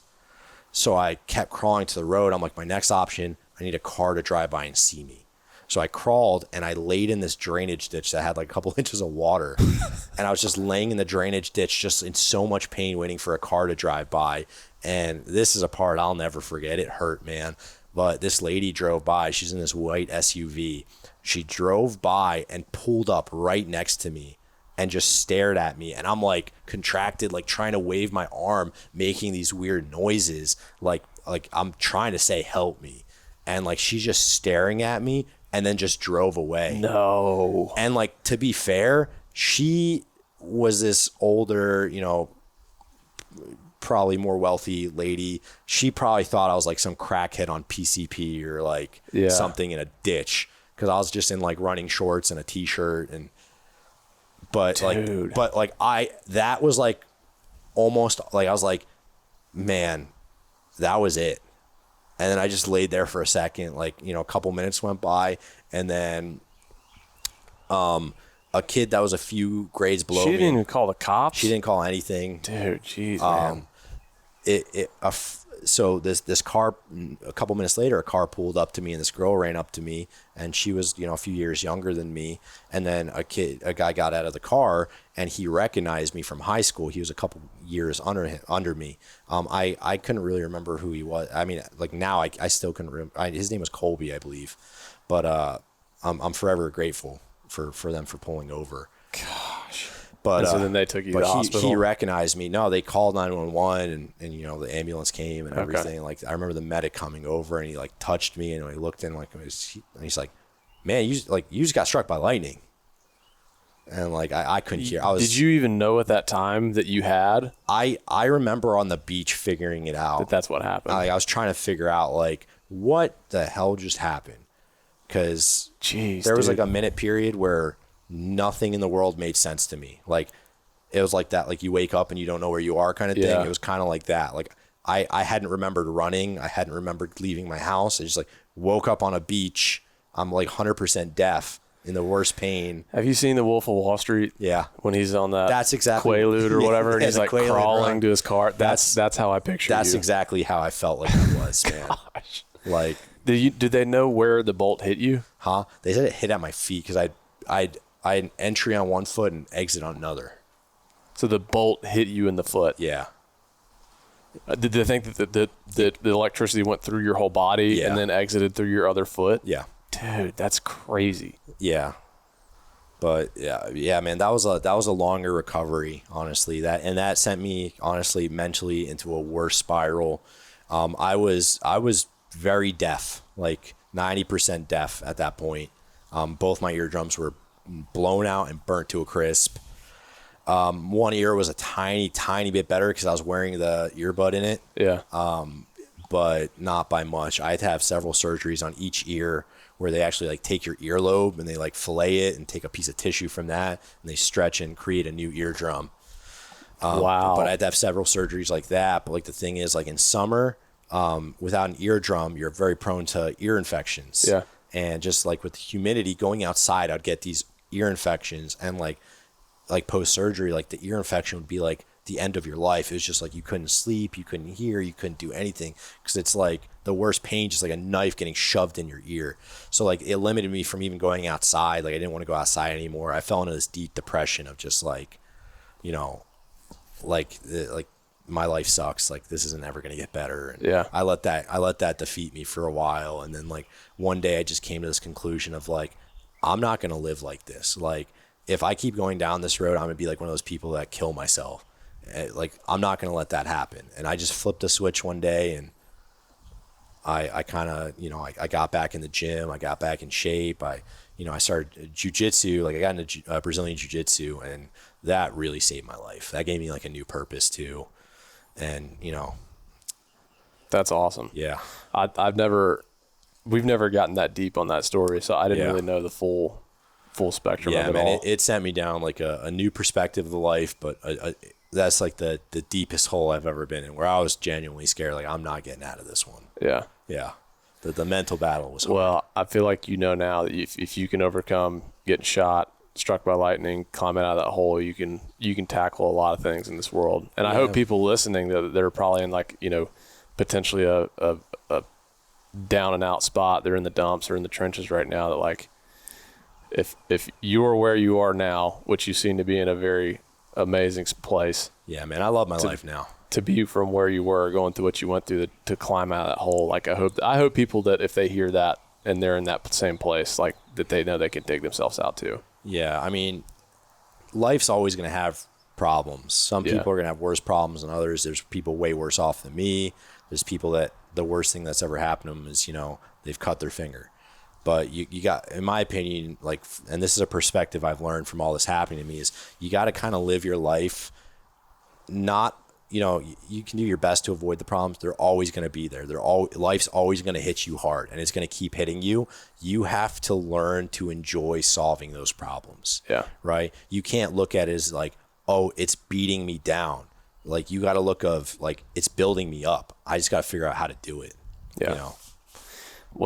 I forgot who, maybe it's Jocko or somebody. It's like, basically he's saying like, you got problems? Good. Yeah. Good. It's like, it's kind of like that. It's like, good. We got work to do. Yeah. That's, man, he was a big one actually. That like, really? Yeah. Yeah. Like I kind of discovered him, and I was like, man, I'm a pussy. Like, why am I letting this shit affect me? Like, it was so weird because like mentally, like my mind kept falling into this place, but I'm like, I'm better than this. I can do this. Like, what's stopping me? Yeah. And just like one day I woke up and I'm like, if I don't fix this, I'm going to kill myself, and I'm not going to kill myself. What do I need to do? Yeah. And then it just, you know, there's some fight in that dog. Yeah, man. You've had an interesting life. Your poor parents. Yeah, like, yeah, man. My son, you know, bullet through both knees, going through that, struck by lightning, all the crazy anytime stuff. my mom gets a phone call from an outside number, she assumes it's a hospital. My mom kind of has that same panic too, where she's very, I don't know, dude. Like I like shark fish. I like doing stuff that's, you know, I guess presumably dangerous. She's probably panicked right now that I'm, you know, down here. Yeah. And she just has no idea what's happening. She just knows we're trying to fish for big sharks or whatever. Like, she's always been a worrier. But, dude, that's amazing, man. I didn't know the depth of those stories. Yeah, man. We've never really dove that deep with them. I knew you told me like, yeah, I've been shot. Yeah, I got struck by lightning. There's not a lot of people I kind of share that with, because like a lot of people won't understand. Like, you know, a lot of people ask me about getting shot and the lightning thing because they hear it from other people, but it's not like something I usually just be like, yeah, I've been shot. all this, usually it's someone asking me because they heard it from someone else and kind of Yeah. like that. And I give them like a little rundown of what happened. But, I don't usually leave in the part where, I fell into this massive hole of depression and, Well, it's being real. Yeah. I mean, that's what I think people appreciate hearing is the vulnerability, like the being real, because life's not always just pretty, Yeah. roses and butterflies. Like there's that, and that's what we always try to be with, look, our job is through social media, but it's like we try to be as real as we can. Like, Yeah. I just on a previous podcast, like got way deep with like all the crap I've been struggling with in recent history, and it's like I think people really get a sense of appreciation of people like opening up and like not always it just coming off as like, yeah, I'm some hard ass, I'm some badass, like be real. Everybody goes through crap. Like some people are dealt really shitty hands sometimes. Yeah, it happens, man. And you've had an interesting deck of cards dealt to you. Yeah, man. Like,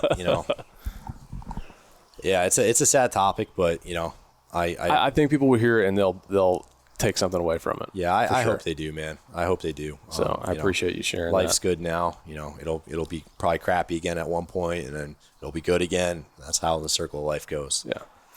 Well, we've been going for a couple hours, actually over a couple hours. And I know there's a lot more I wanted to talk about, but we've got one more night to fish tonight. We don't know what we're going to do yet, but we're going to go get into something. But this trip, dude, is meant a lot to me.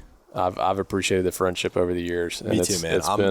It's been a fun one, just meeting on the beach and talking one day. It has brought me so much joy to give you that experience. You're one of the people that I truly believe deserve it, and I'm glad we could get it done.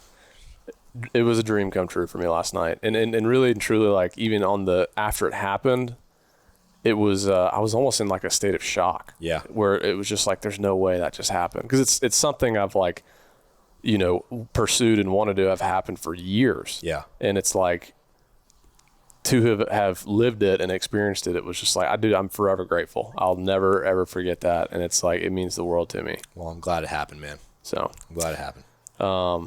I think we're going to wrap it up. What's the best way? So obviously your Instagram, Flounder Pounder 69, that's your classic. That's my page, classic personal one. What's the new page y'all started for people that want to follow along with you? The new page is Offland Fishing. You can find us on Instagram and Facebook currently.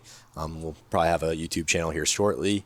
We will be posting content pretty regularly now. I look forward to it. We're going to try to kind of do a take of it, of the right thing to do, kind of give a brighter perspective of the sport. Yeah. I like that, man. I think that with the day and age of social media, there's just anyone has a microphone, and I like the idea of putting the microphone in front of people that are doing it right and giving the right message. I definitely think that you are sharing the right message with how this should be done. Well, I appreciate that, man. I have enjoyed the hell out of this. Me too. Let's go have another one last night, and then I'm headed home tomorrow. But this is tonight's icing on the cake. Yeah. So well, let's go round two. Yeah. All right, guys. Appreciate y'all listening. Catch you on the next one.